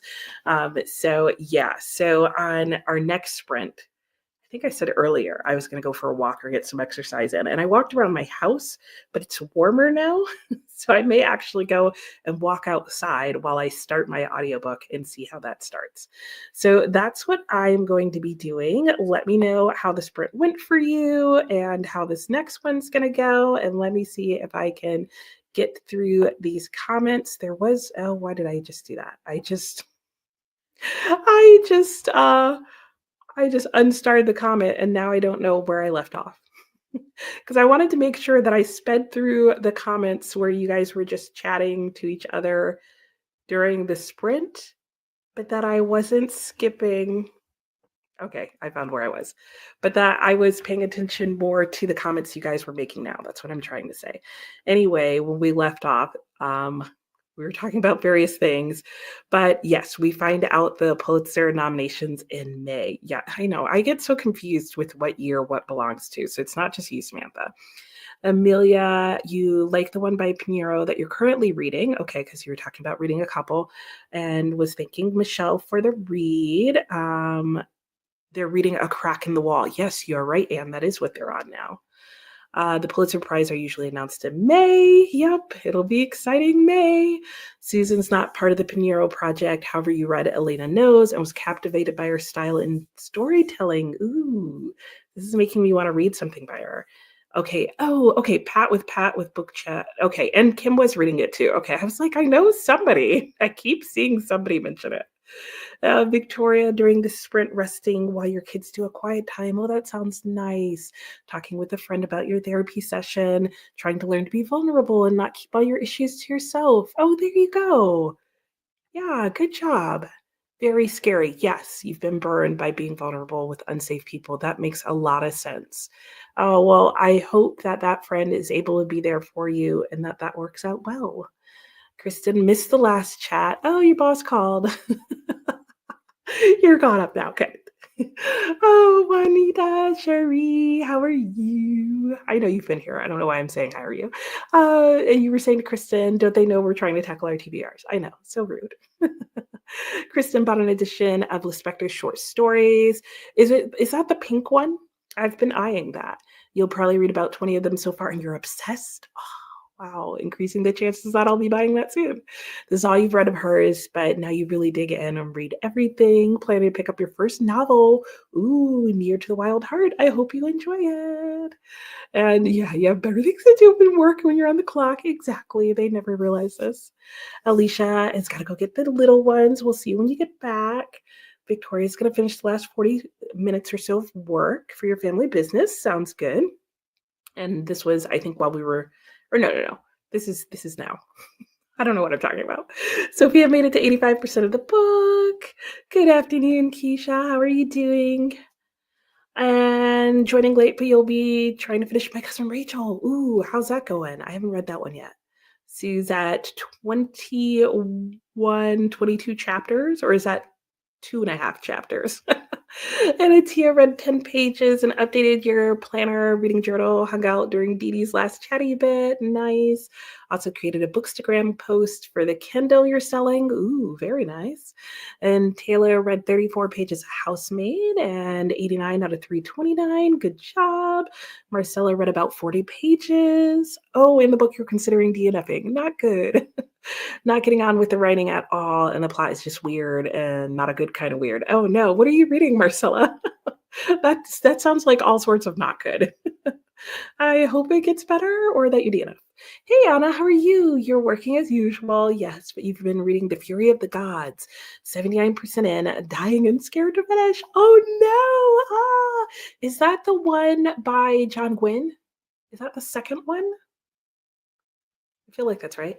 And Grace is 50% in. Oh, you're making such good progress. Woohoo, Don Quixote. I know. You read it over 20 years ago, but remember loving it and laughing out loud. Same.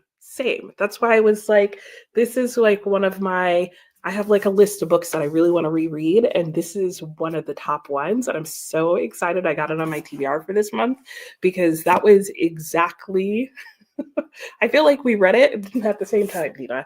And for me, it was back in high school and I loved it. And I remember laughing out loud and enjoying the whole thing. So I was very tempted because it was such a good experience to read the same translation that I read in high school. But I was like, let me try something new. So hopefully I don't have regrets on that. Natalie finished folding laundry, started dinner, still haven't decided what to pick up next. Okay, ponder while you do the pickup during the next sprint. That sounds good.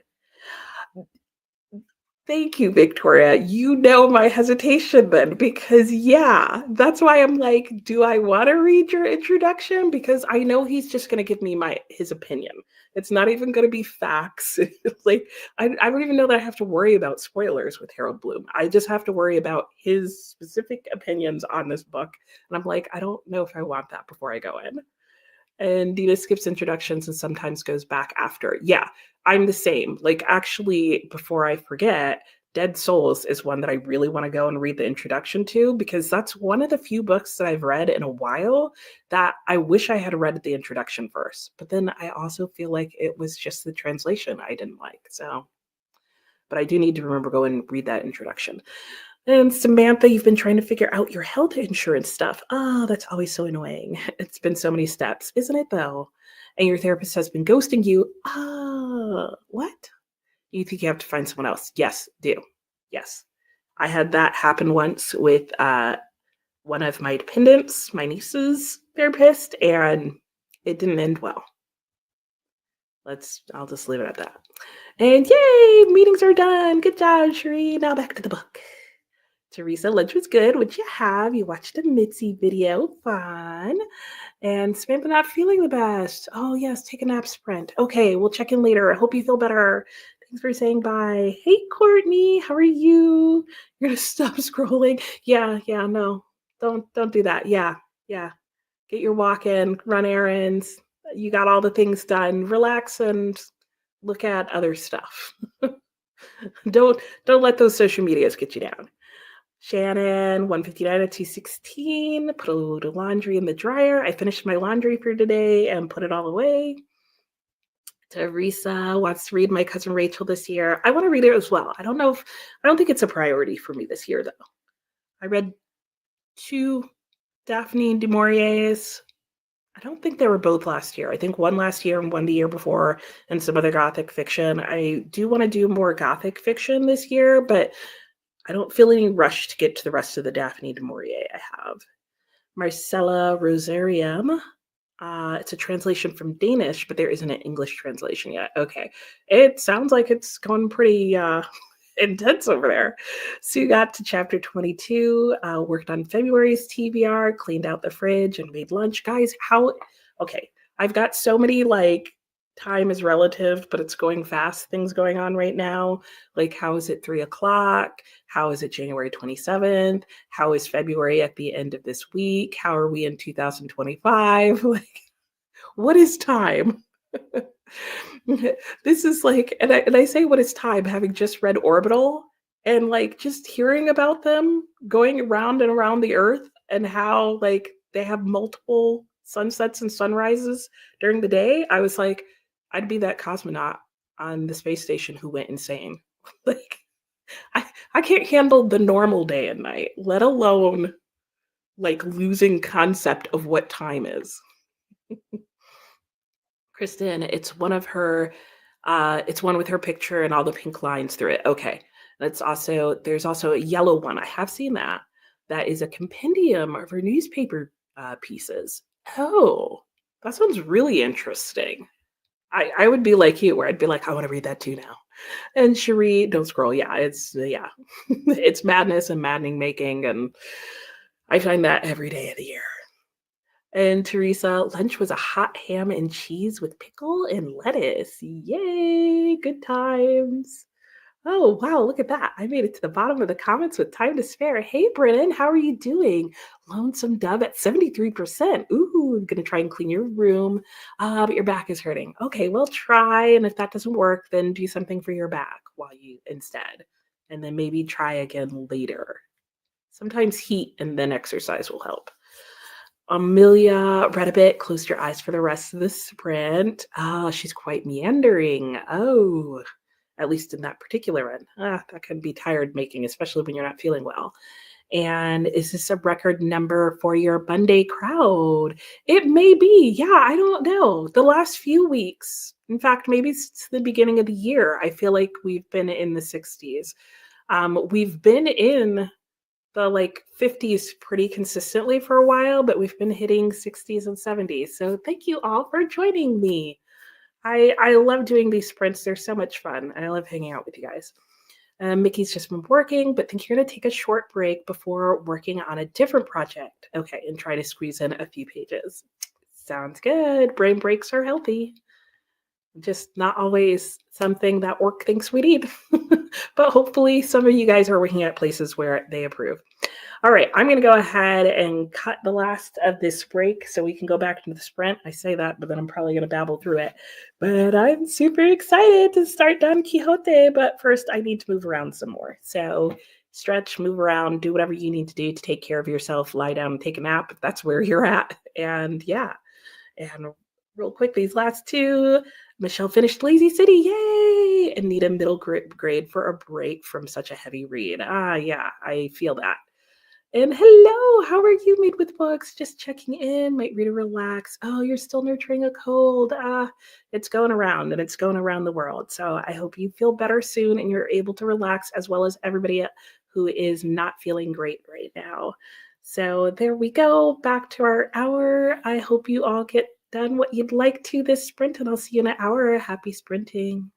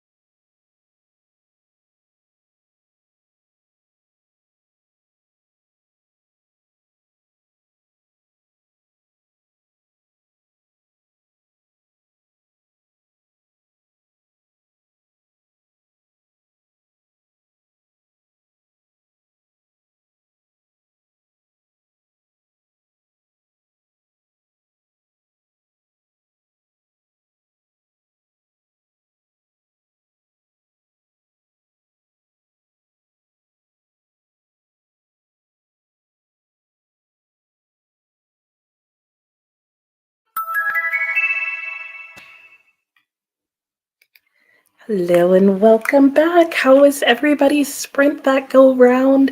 How did you do? How were you? I don't know. What did you do? I guess is the real question.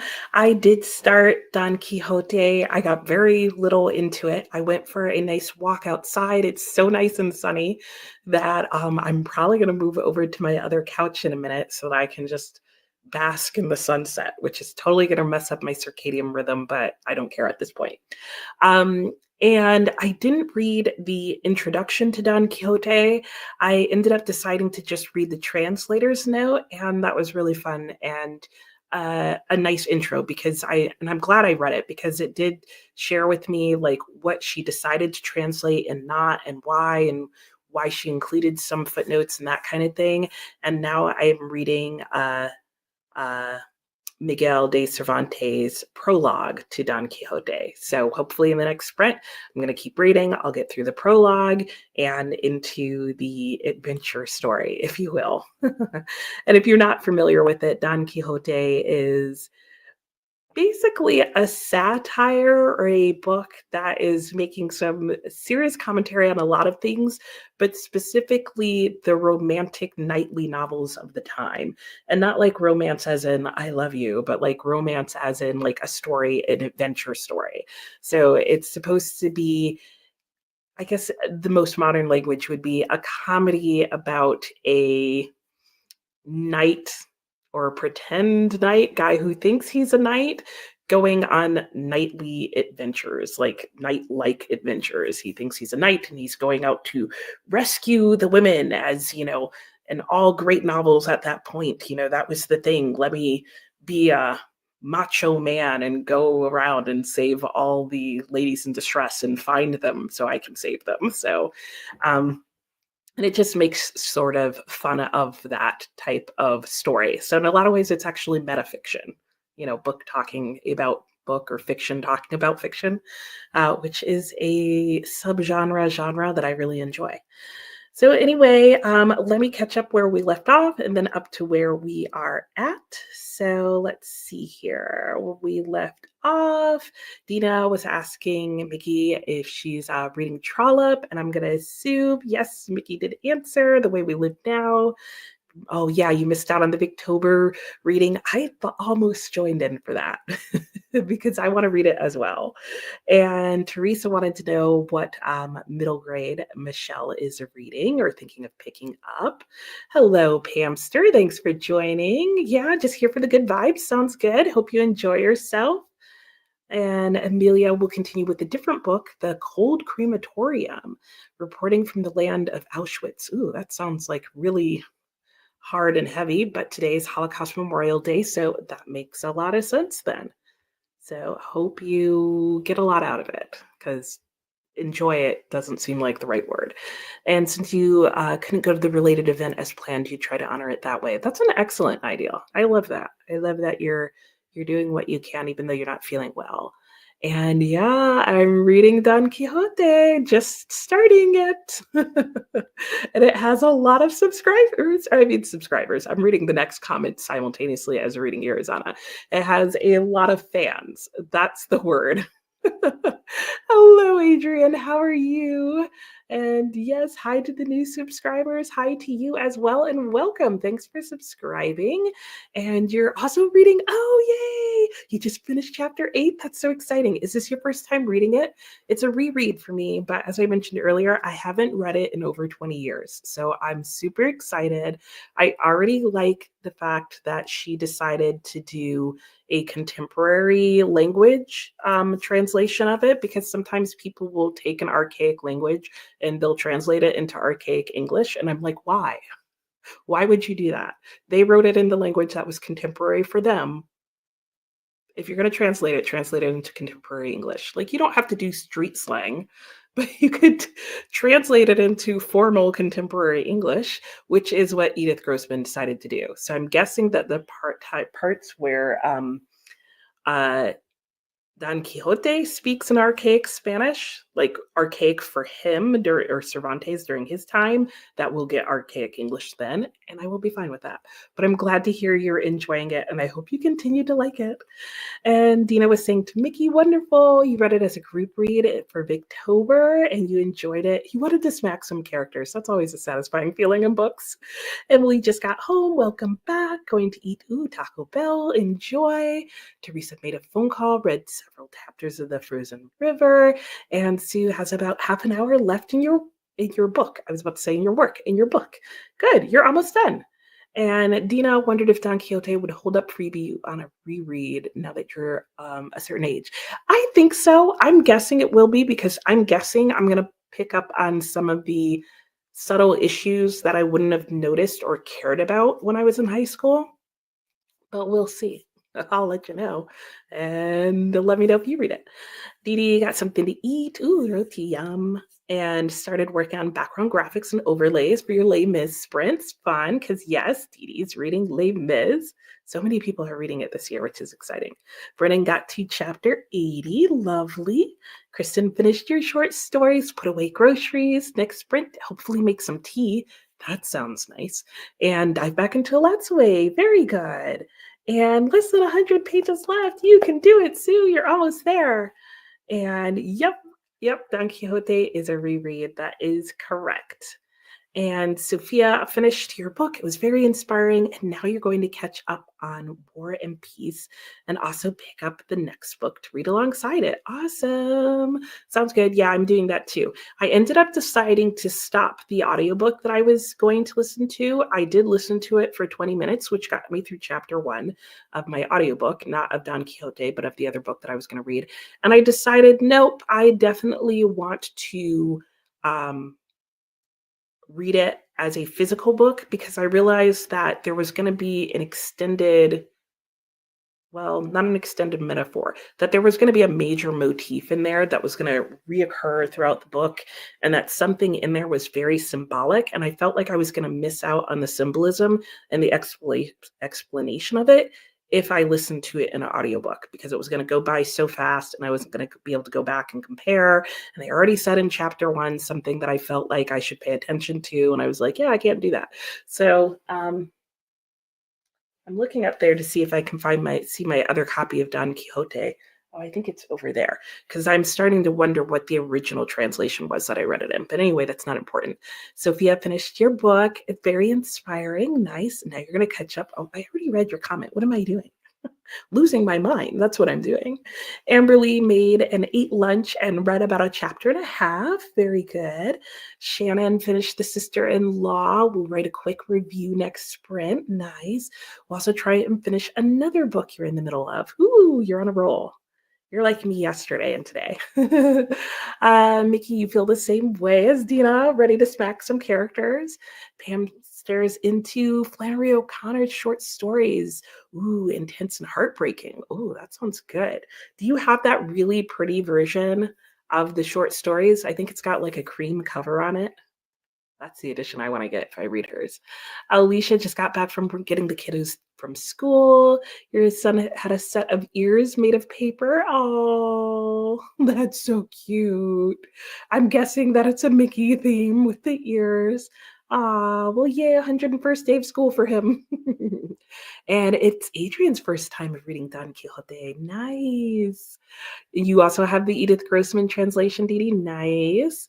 The first time read, how easy are you finding it? That's a good question. Adrian would be able to tell you better than I could, though I will say, she does say in the translator's note that her intention was to translate it into contemporary English. And so I'm guessing vocabulary and all of that is going to feel like contemporary. Again, not street English, not like, yo, what's up? Because that starts to feel really weird in books, unless that's what they're saying. But I'll let you know if that happens, because I've seen that in some classics that are translated. Grace is 59% and nice. Making good progress, Grace. Keisha, about 45 pages left. The writing is beautiful, but the plot has been predictable. I sometimes find that with her other books that I've read, but still really enjoying it. I also find that with her books. Alex put Don Quixote on your 24 and 24 list. You did not read it yet. That list was doomed. Mine's just like, here's some vague ideas that I paid very little attention to. At least that was my list in 2024. There were books I really wanted to get to, so I'm trying to keep them in the forefront of my mind. That's my plan for this year. You have two different copies. You've never read either, but now you think you want the translation that I have. Get all the translations. that's that's my approach, Alex, is get all the translations, settle down to the one that you like, and then get to the others eventually over the course of the years if you want to reread. That's my plan. And yeah, it's still debating if you want to make a 25 and 25 list. Do it. Do it. It's not like you actually have to read those books. Alex made a 25 and 25 anyway, see? And Adrian's finding it easy to read. I think that's why I chose hers, was because my second favorite was the one that I already have, but I wanted to try a different translation and I was curious about the things that I heard about her. But check out We Love Translations. It's a website. I'll link it in the chat. They have a lot of books, and Don Quixote is one of them. And they put up there in one place all the different translations are available and their thoughts on them. And they even give a suggestion as to which ones they think are best, depending on what you want out of it. And they include links so that you can just go buy the book. And 25 and 25, yeah, making lists is fun. I'm totally with you on that. It has a peacock in watercolor. Wait, what are we talking about? What has a peacock in watercolor? I've lost track. I'm going too slow through the comments. And Alex is tempting Dee. Oh, yay. Yeah, I think you'll enjoy it, Dee. And Alex read Beowulf translation and contemporary street English. That just sounds wild. Had to do audio for it, and it sounded like some kind of slam poetry. I now want this. Please tell me. The first word was bro. I want this now. I've been thinking about rereading Beowulf, but I read it the last time I read it, it was in college. And our professor read it out loud to us in Old English, which actually made it understandable. So I was thinking of rereading it with the text in front of me while listening to the audiobook, because for some reason it then makes sense and just sounds like somebody with like a really interesting dialect going on. But to read it, it's like, I don't understand what you're saying. But bro, yeah, I need to own that translation. Please tell me who the translator was, because that sounds epic. Kristen made a 25 and 20 list, but 25 and 25 list, but hasn't posted it yet. It's still on in your mind. You've already read 2 though. Well, see, you're making progress. Speaking of Don Quixote, you've heard there's a book called The Female Quixote. There is, and you haven't read it yet. Neither have I. I know I love reading books that are like inspired by or opposing viewpoints. My understanding, though, is I don't think it's a opposing viewpoint. I think it's a similar story, but I mean, it's opposing in terms of like it's from a female perspective. But either way, she also has read one too many romance novels. And I believe that book was the inspiration for Jane Austen's Persuasion, if I'm correct. But I also want to read that one, Pamster. I'm with you on that because I was like, ooh, and I have it on my shelf. Maybe I'll pull a couple of things. Taylor has a 25 and 25 list as well as the A to Z challenge list. Yep, I'm doing all those things. We got to do it all. We got to just make lists. I like every day, I swear I make another book list. Marie Devana Headley did the Beowulf translation. I am looking that up and adding it to my Amazon wish list, Alex, because yes, please. And I will probably also listen to the audio of it because that also sounds amazing. It came out of her writing The Mere Wife, which was a modern retelling focusing on the Grindel's mother. Okay. That also sounds really interesting and will also be, thank you, just adding things to my TBR list. Oh my gosh. All right, let us head back into our next sprint. I'm going to look up those books. I'm going to see who the translator of my other edition of the book was. I'm going to pull The Female Quixote off my shelves, and then I'm going to read Don Quixote. And yes, Friday versus Robinson Crusoe, James versus Huckleberry Finn, The Stranger versus Marisol Investigation. Don't know that one because I haven't read The Stranger, but I know who that's by. Uh, Alberto Camus, right? And yeah, I do too. I love like that combination of. All right, I'll see you guys in an hour. Happy sprinting.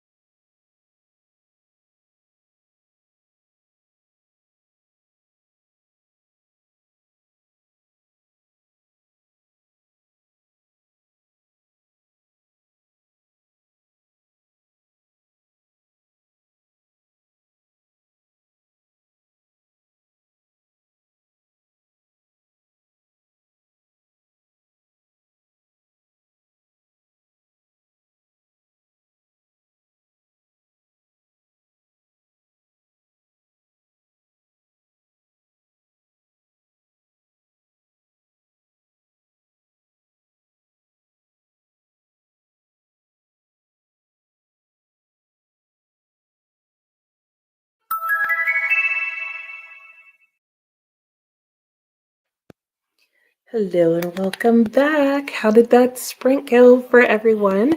I hope it went well.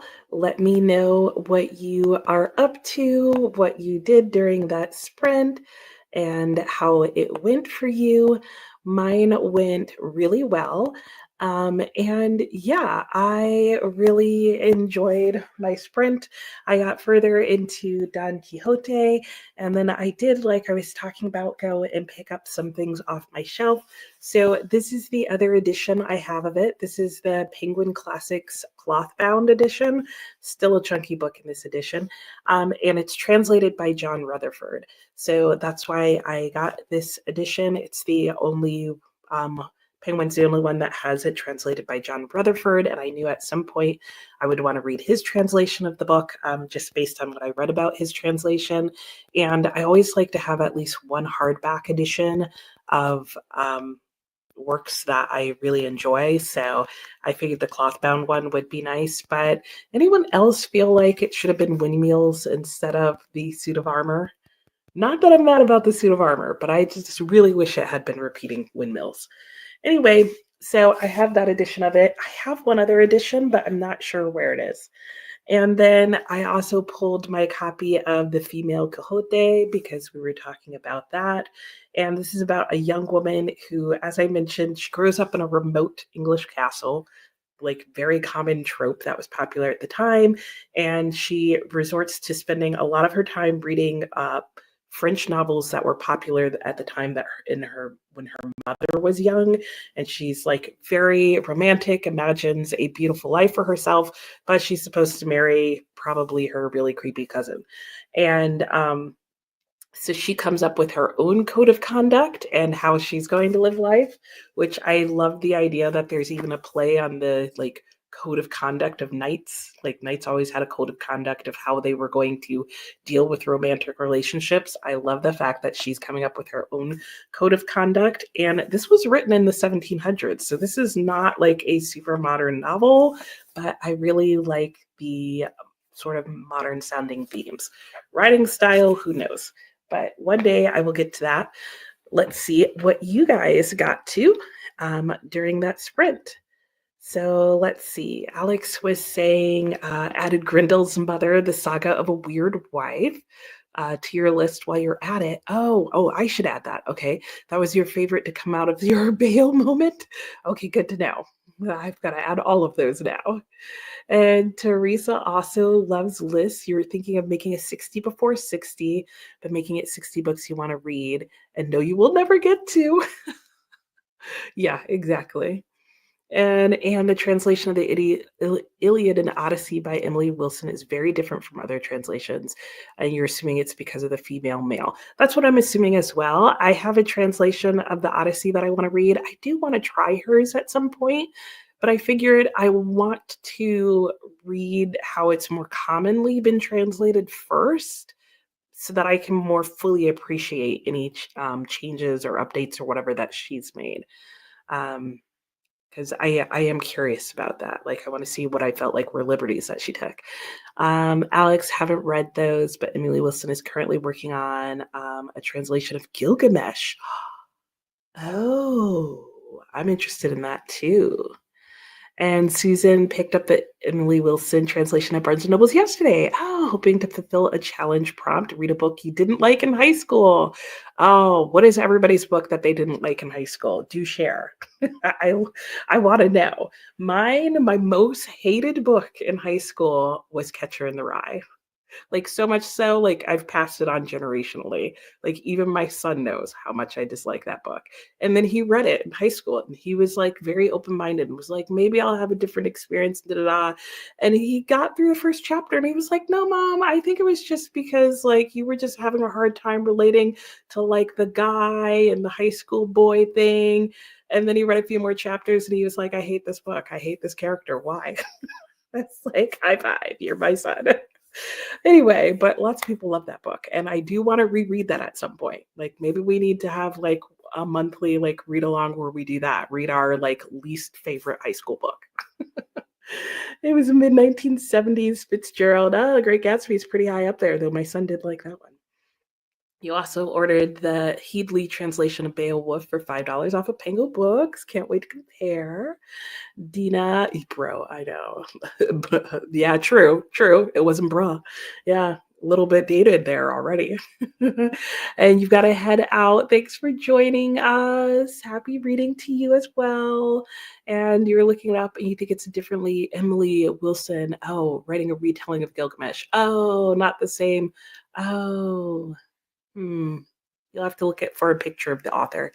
And hello, Super Rouge. I'm doing well. Watching your K-pop variety show. That's fun. You wanted some company. Oh, well, welcome. I hope your show's going well. And Alex just called your 13-year-old bra and got the most epic eye roll. A Gilgamesh size epic eye roll. He's going to call you by your first name next. You can give back the eye roll. There you go. And Dee Dee sent hugs. Yes. Thanks. And hey, LA, how are you doing? You're about to get off work. Ooh, reading Crime and Punishment. And you're enjoying it more than you expected to. That's awesome. I haven't read any Dostoevsky yet. What are you liking about it so far? If you're like not in the middle of driving home. And the title was The Odyssey. Okay, fair. And Super Rouge about to start the 2024 collection of videos for Going 17. Nice. Once you finish last year's video, probably rewatch it again from the start because you're obsessed with this group. Well, sometimes it's just fun to indulge yourself. So enjoy. Victoria hasn't read a page all day. Oh no. Okay, hopefully while dinner heats up. Talking to me today, your friend recommended Toxic In-Laws and Nonviolent Communication. I've heard really good things about nonviolent communication, and I'm not familiar with the other one. Gonna do a chapter of each. That sounds like a good approach. Sue finished without regrets. Yay! We'll find something on your Kindle for the next sprint. Sounds good. Super Rouge managed to finish 4.5. Oh my gosh. Bear in mind, 3 of them are under 7 minutes. Okay, well, that's fair. But at least they're funny. Funny is good. Taylor read 33 pages of Housemaid and on 130 of 329. Good job. Sophia got distracted about what book to pick up next. The final book of the Miss Peregrine series and a nonfiction about moves. Ooh, enjoy your walk. And just finished dinner. What did you have? Hope it was good. Brennan cleaned some of my room and washed dishes in the sink. Sounds amazing. Good job. Keisha, 10 pages left. Oh, you're so close. And Amelia will stay, but this might be your last check-in. Okay, sounds good. Well, have a good night, and I hope you feel better in the morning, even if you're not completely well, at least moving towards better. Teresa's listening to The Paris Daughter while making homemade vegetable soup. Ooh, yum, cutting carrots, nice. Shanna's listening to 4 chapters of The Vacation. We'll listen to some more during this next sprint while folding clothes and doing other errands. Nice. Mary finished The Answer is No, 4 stars. Yay! Good. I'm glad you enjoyed it. Sounds like it was a good breather. You never read in high school. You only got into reading when you were 18 years old. So when you were in college, did you guys not have like long assigned readings or did you just skip them? Just curious. And Alex didn't like The Gatsby. Yeah, I still don't like it. Kristen only remembers the books you liked. Oh, good job. Good job on that one. Maybe you didn't like Beowulf. Assuming that you read it in high school, yeah, maybe not. And Christy just joined. Hello, Christy. How are you? Going between laundry, daily Bible reading, and the lies we leave behind. Nice. I hope you have good sprints. Alex was supposed to read Grapes of Wrath in 10th grade, but you didn't. You want to read it now? Same. I don't know if I was supposed to read it in high school, but it seems like I would. Pamster, ditto on Catcher in the Rye. As a young person, you're like, when you get old, it's like, ooh, that's what I have heard. That's what I've heard. Like, I feel like based on some other people's reviews that I've heard where they reread it later in life, they were like, I think I missed this. And I think like I heard one thing that I was like, I don't recall that in the book at all. And I feel like that would change my perspective on the main character slightly. Slightly. Kristen definitely wants to go back and reread all your high school reads. I don't know about all of them, Kristen. That's a little wild. Christy is in high school. You hated having to read the Scarlet Letter. Yeah, that often gets like the stab there. Mainly because they're like, who's your baby's daddy? Anybody know who did it? And like in first page, guys, chapter one. Like that's not a mystery. LA remembered liking Beowulf in high school, but you don't remember what it was about. Me neither, but I didn't like it until college. Kristen, want to try Dostoevsky sometime soon. If he shows up on my TBR, you may need to buddy read. Yeah, he will probably, like, I'm making efforts. I really want to read a Dostoevsky this year. So he may be jammed into some weird prompt at some point this year just to get him on my list. So keep eyes out. And Super Rouge, you've been going 17 times already and already planning your fourth rewatch. Oh my gosh, you're totally in love with it. And you like if you like Dostoevsky, try The Idiot. I've been seeing The Idiot going around a lot, and a lot of people saying they really like it.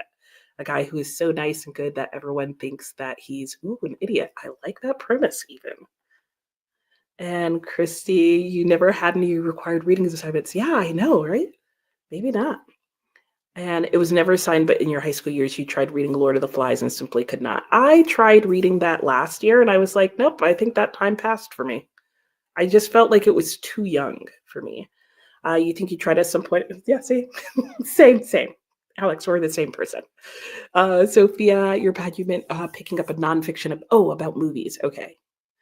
Alicia, you got the kiddos. One kiddo feels better. Oh, the other one has an earache. Dino nuggets. Oh, I love those dino nuggets. Is that the one in the yellow and purple box? Those are so good. I don't know why, guys, but they are. And Crime and Punishment is a page turner. You think the reading the translator's preface and knowing about Dostoevsky's life made it easier to understand why he wrote it. Oh, wow. Okay, that's good to know. Which translation did you get? Emily took a cat nap. Nice. And Squarish, your secondary. Oh, your high school was terrible. Okay, so you just didn't have required reading. Okay. Yeah. Oh, it was just reading and writing focus. Basically a free period. To do nothing. Okay. Fair. That happens. So at least you got stuff in college. Your school was really bad. That stinks. I'm sorry. And didn't like Catcher in Rye because there were only male characters. Yeah, that was really hard for me too in high school. Like I think my whole dislike of the book was I just really struggled to connect to the main character and find any relevance in my own personal life on so many levels. And I think if you're going to teach that in high school, like you need to start by teaching your students how to make a connection in a book that seemingly has nothing to do about yourself, and then wish them good luck and throw them a bone. And that's why your reading and writing is so bad. It doesn't help that you're dyslexic. Yeah, and probably at the time you were in high school, there wasn't a lot to help with dyslexia because I know it was something that was known when I was in high school, but resources for that, not so much so. Yeah. Alicia, the one in the green and white bag, Purdue. Oh, okay. Okay. I don't know if the yellow and purple ones are organic. I don't think they are. I'm thinking of the ones that Costco sells, which are like, they're called dino nuggets, I think. And they're dinosaur shaped nuggets, but they're ridiculously good. And Taylor, I just remember reading The Giver and The City of Ember in middle school and loved them. You did read To Kill a Mockingbird. You wasn't into reading until 2024 and want to read those again. Yeah, definitely. Okay, The Constant Garnet. Okay, very good. Good to know. Looking forward to it. Babester had a good time with Dostoevsky deep dive with The Sinner and the Saint, Dostoevsky and Gentleman Murderer, who inspired a masterpiece.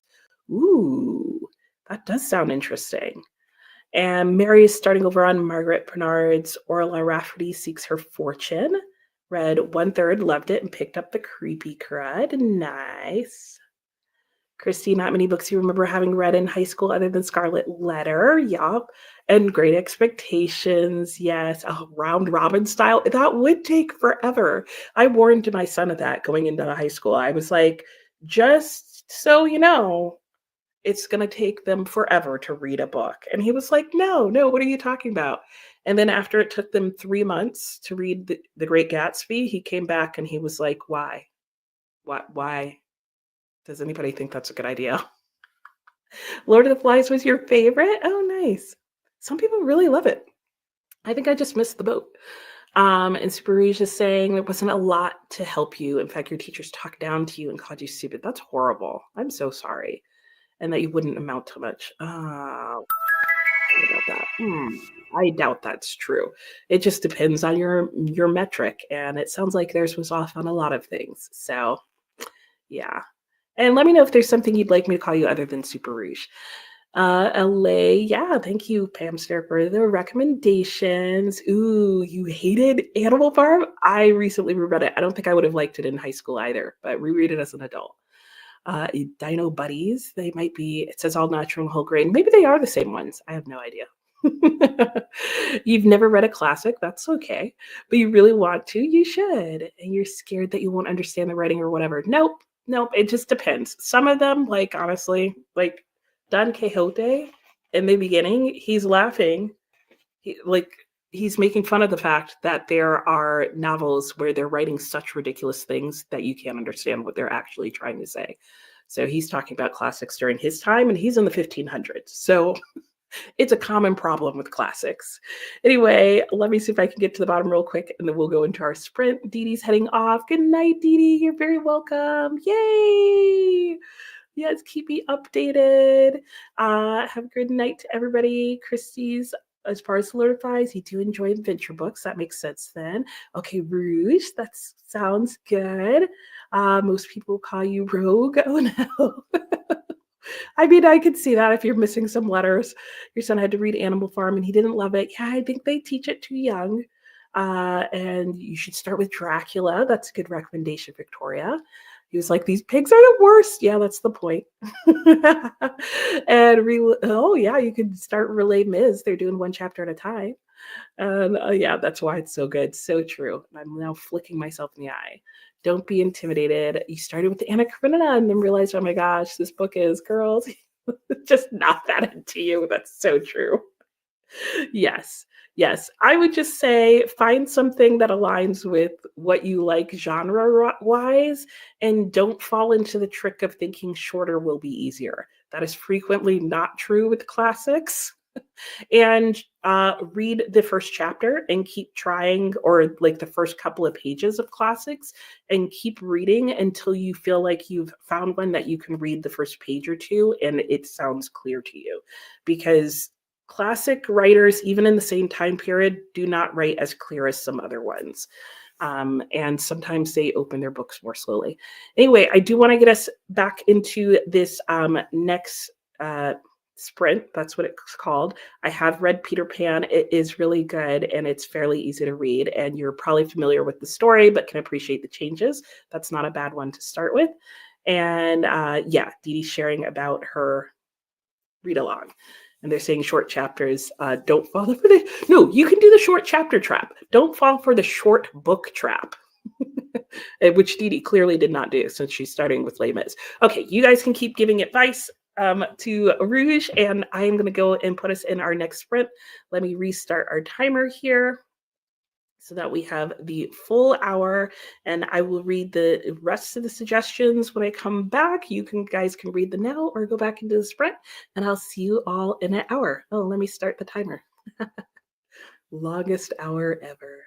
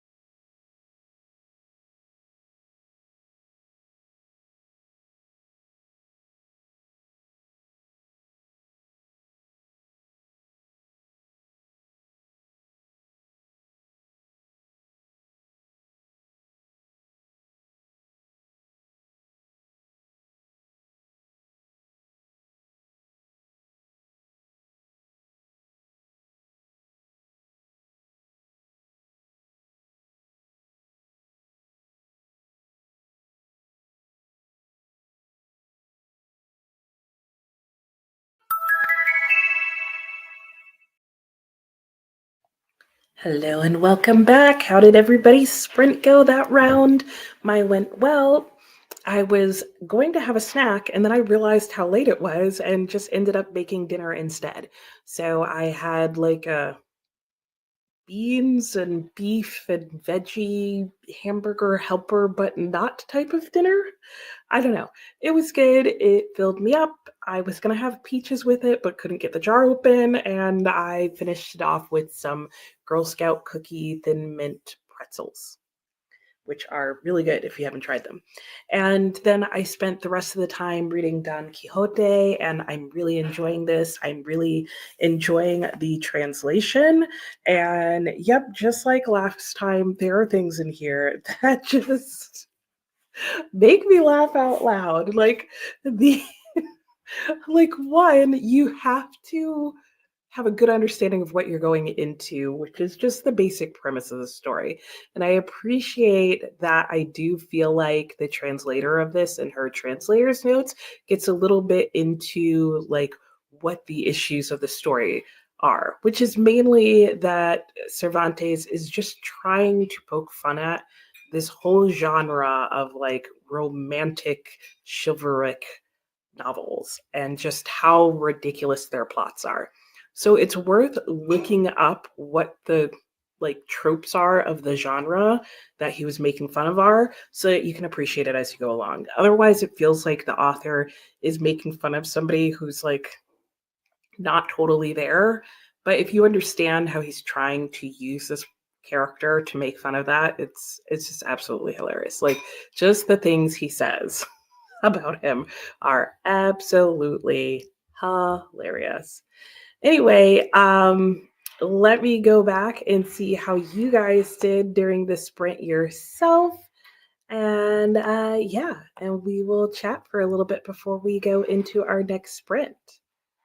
And let me go back because I know there was a lot of chatting going on when we left. When we left, we were still talking about classics, in which classics are very good to read. Victoria was saying that yes, Peter Pan was good but very sad, which is very true. I totally agree with this. LA, do not start with Dickens.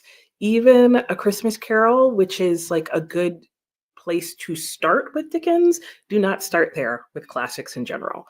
Also, do not start with George Eliot or Thomas Hardy, in my opinion. All of them are really wordy. The syntax, like their sentences, are really long and they will drive most people away. And but yeah, Peter Pan is a good one. Super readable, really relatable, familiar story.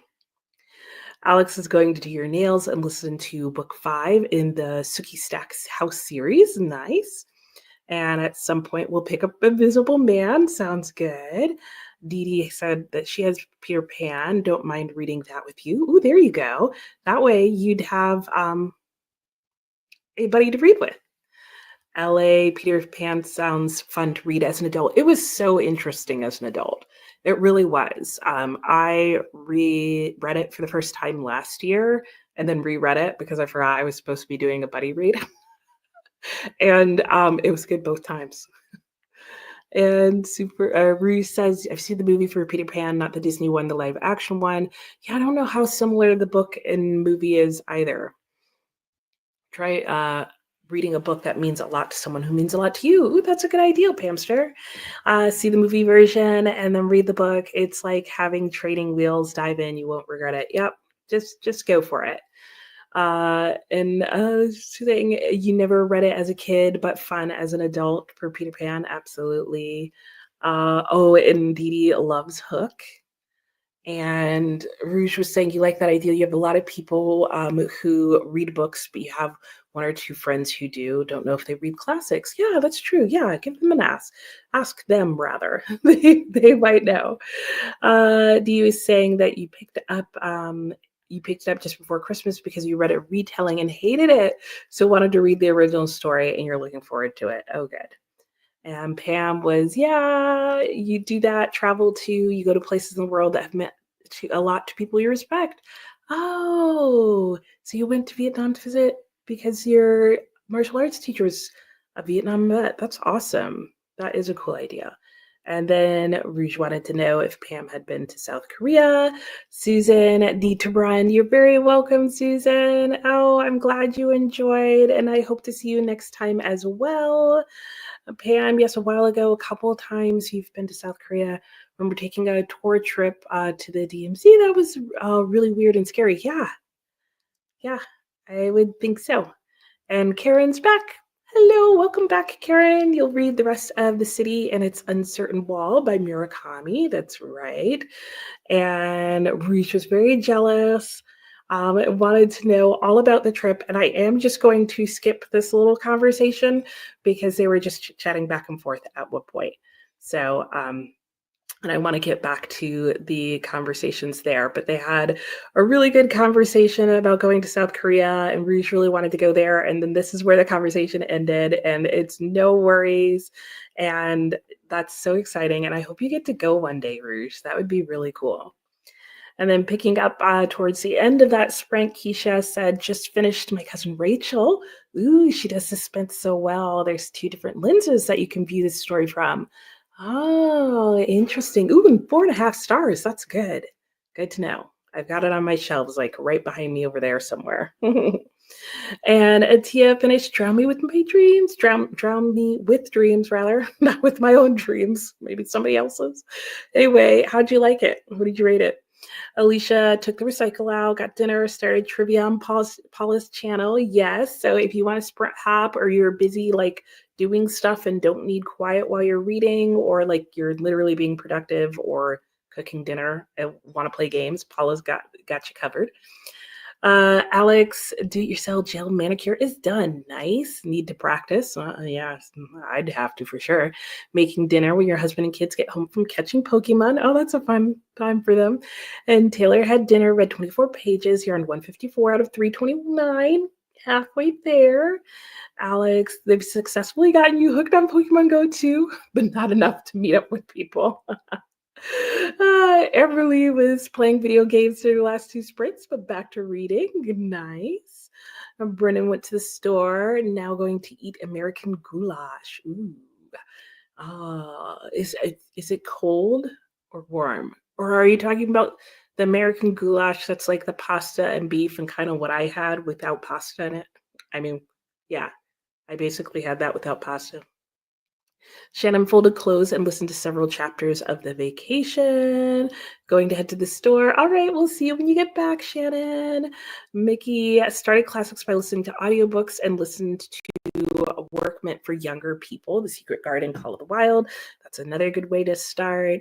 And Anna Green Gables. Victoria reading aloud to your kids under a blanket. Oh, that's so fun. I hope they're enjoying it. Mickey only finished work and making a quick dinner during the last chat and sprint. Okay, you're going to try and finish overstaying today. Yay! Finally, no, you're good. And Kristen, instead of reading your book, you started 2 more audiobooks. So now you're actively in the middle of 6 books, not including probably 4 others that you will finish, but just took a break. Need help. Oh, it's fine. You're not alone. That's all the help you need. It's to know that there are plenty of other people in that same boat doing the same thing. So you're in good company. Just, some people would say pick the shortest one and start there. So then you'll like knock one out. I say just, rotate through, do with what works. When it finally annoys you, you'll start finishing them. That's usually what I do is I'll just be like, all the things. And then I'll hit one day and go, why am I in the middle of so many books? And then I'll just finish them. So sort of Mortal Kombat style is how I work it out in the end. Alex, you don't think you're the group to help with too many ongoing books? That's true. That's true. You see how I just enabled her and her too many books. Oh, one of them is only 55 pages. Yeah, see, knock that one out. You can do it. Vicky's like, I'm there too.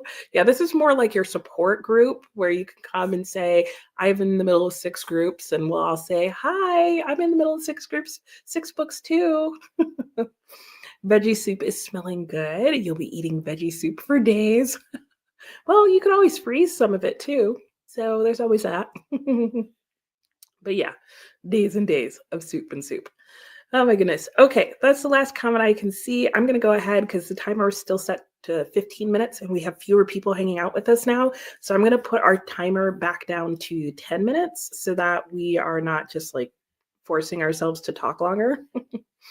And that we can make it through and for sure get 2 more sprints in. That's what I would like to do. So in order to do that, I think it'll be helpful if our next sprint is 10 minutes. But that said, I'm going to go ahead and kick us back into our next sprint, and we will chat again when we come back in an hour. I will see you then. Happy reading.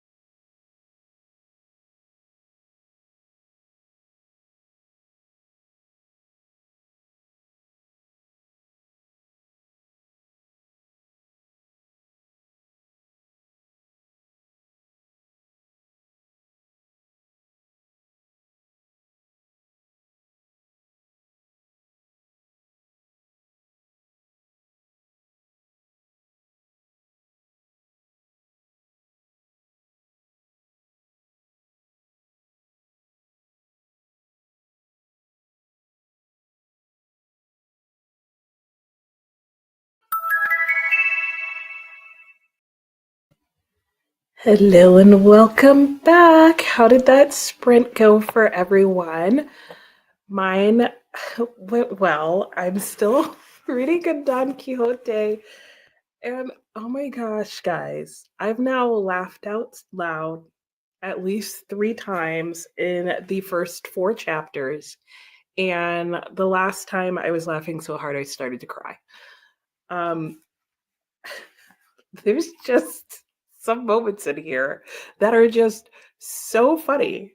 And they're just small, tiny moments. I will share one with you. That's at the very beginning of the book, where, like, if you know the story of the Man of La Mancha, you know that he just wants to go on these, like, romantic nightly quests. And it ends up being more like Monty Python, the quest for the Holy Grail type of quest. But anyway, he's on the way and he decides, you know what? I always see in these novels that I read that, the knight stops in the middle of the road and confronts the other knights and, is like, confess that, my lady is the most beautiful lady that has ever existed in all the world. Well, he decides to do this with the knights he meets along the way. They're never knights. They're almost always mule drivers because for whatever reason, the countryside is full of people who drive mules.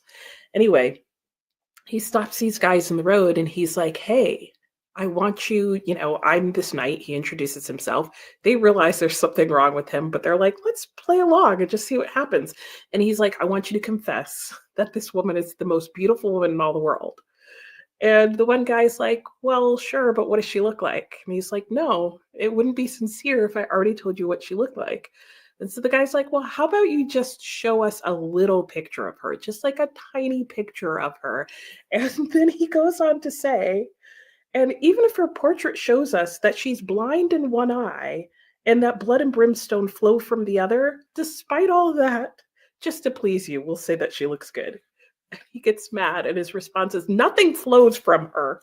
It's probably not funny now, but in the context of the book, it's just so ridiculous that they're like, blood and brimstone's coming out one of her eyeballs. Yeah, it's fine. It's fine. It's all well and good. Everything's just fine. Anyway, I'm enjoying my book. How is yours going? Let me know. I'm sure that was not funny at all, out of context. Kristen, you're here for the sport. They have different purposes. We were talking about reading all the books, and Teresa's gonna freeze some of her soup. Very good. Hey, Jamie, how's it going? Happy Monday to you as well. You're reading The Devil Aspect by Craig Russell while organizing cleaning for your brother's visit this weekend. Rather nice. Amelia almost fell asleep. Oh no, and then you had a coughing fit. Being sick stinks. And Amelia agrees with Alex, currently reading 7 books. Nice.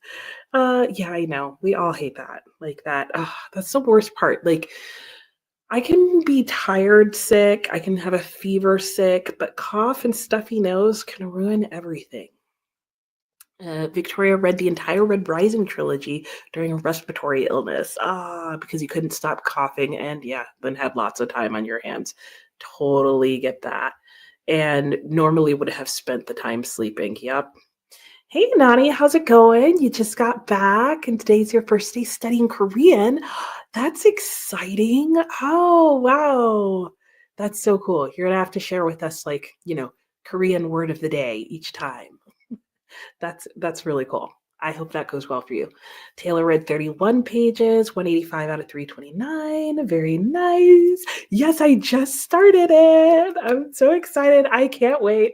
This is like one of the books that makes me wish that even if I hadn't gotten my Spanish to a good speaking level, that I had continued long enough to get it to a good reading level, because reading this book in Spanish, like even Sancho Panza.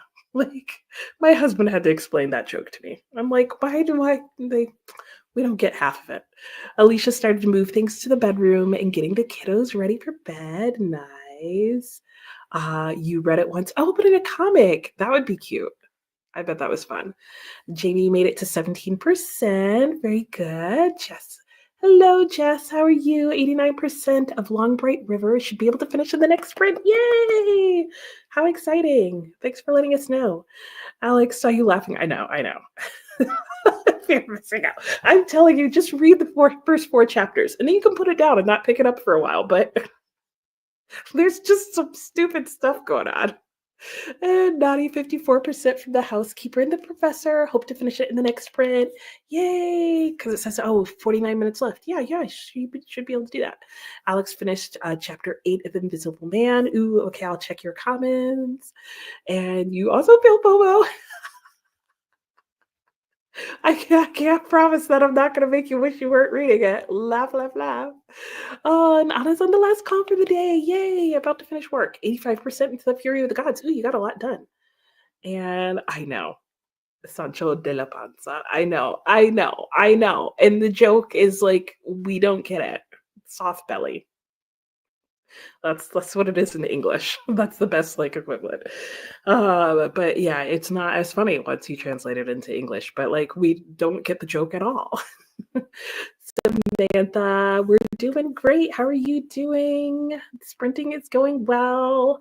Kristen took a shower and ate dinner during that one, watching some 3x3 basketball on TV, or 3-on-3, while you read. Fun.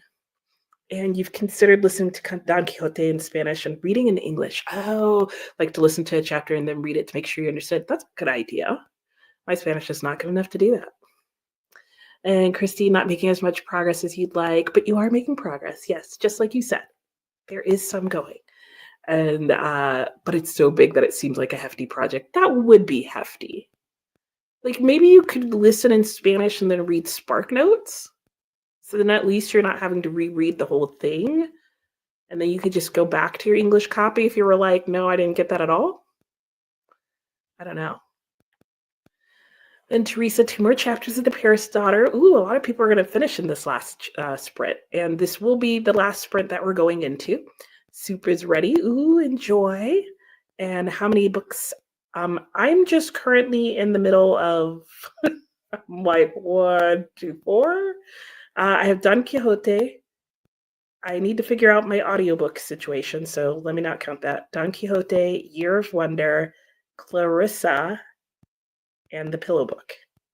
So 4.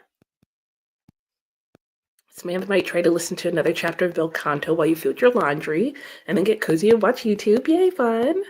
And Nani's also on chapter 74 of Count of Monte Cristo. Ooh, yeah, you're getting close. And Christy went back through your book and highlighted points you want to remember instead of using the Post-it style highlight strips you were using. That sounds good.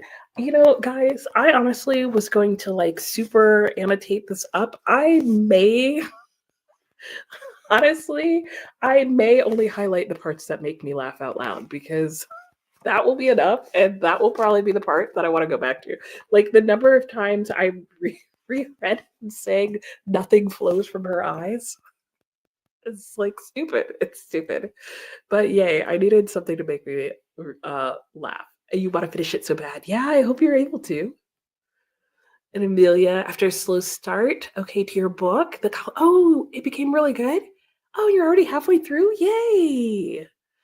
And Christina, being able to read in Spanish would be an incredible experience. Yeah, it's like being able to understand Spanish and watch I Love Lucy. Ricky is out of control. Oh, I can only imagine. I didn't even think about that. I haven't seen I Love Lucy in so long. I'll have to go back and rewatch an episode. And Mickey got through a chunk of your book and now have only 5% left. And you think you'll finish in the last sprint too? Yay! I know, if I figured it out. Oh my gosh. And Samantha has access to audiobook through Hoopla, and for some reason it's not broken up into chapters. Oh, I can't stand when they do that. Yeah, I don't like that because it's super hard to skip around. And you're from Mexico, and actually English is your second language, so it's amazing to read it in another language. Yes. Oh, I can see that too, because sometimes I have heard people have said that about Don Quixote, is that where they live, they cannot find an edition of Don Quixote that's not in the antiquated version of Spanish. Like, yeah, not helpful. It would be like reading an Old English for me. So you get to read Don Quixote in Spanish. Oh, that's so cool. And Amelia's reading the German translation. She's saying this to Christina. And Chris, what was the most disappointing classic novel you read? Ooh, and the most surprising one. Disappointing, probably Picture of Dorian Gray, because so many people enjoy that, and I and it was not what I thought it was gonna be as at all. And most surprising, probably Howard's End, because I, like, was not expecting to like that as much as I did or expecting any of it plot-wise. Hey, how's it going? Hope you're doing well. Christina just finished dinner. Hello to Dee Dee. Pam, your favorite parts of Don Quixote were Sancho, yeah, basically has to prevent Don Quixote from hurting himself, right? Over and over again. It's changing point of views and timelines, so need to highlight points in case you need to look back. Oh, okay. I gotcha. And hellos, and easy answer. Oh, most disappointing was Wuthering Heights. Dee Dee also hated Wuthering Heights. I do not. You guys will have to go and check out the video that's coming out on Wednesday. That may give us some ideas or clues or helps. I know Howard's End was amazing. And a hello. All right, let us go back into our final sprint. I'm going to put our banner up real quick, so because I always forget to do that. I will reset the timer so that we get the full 60 minutes. Don't know why I got stuck there. And yeah, I'm changing my highlighting plans. I am highlighting just the things that I think are hilarious and like the beautiful moments and probably the themes. All right. Happy sprinting. I'll see you guys in an hour.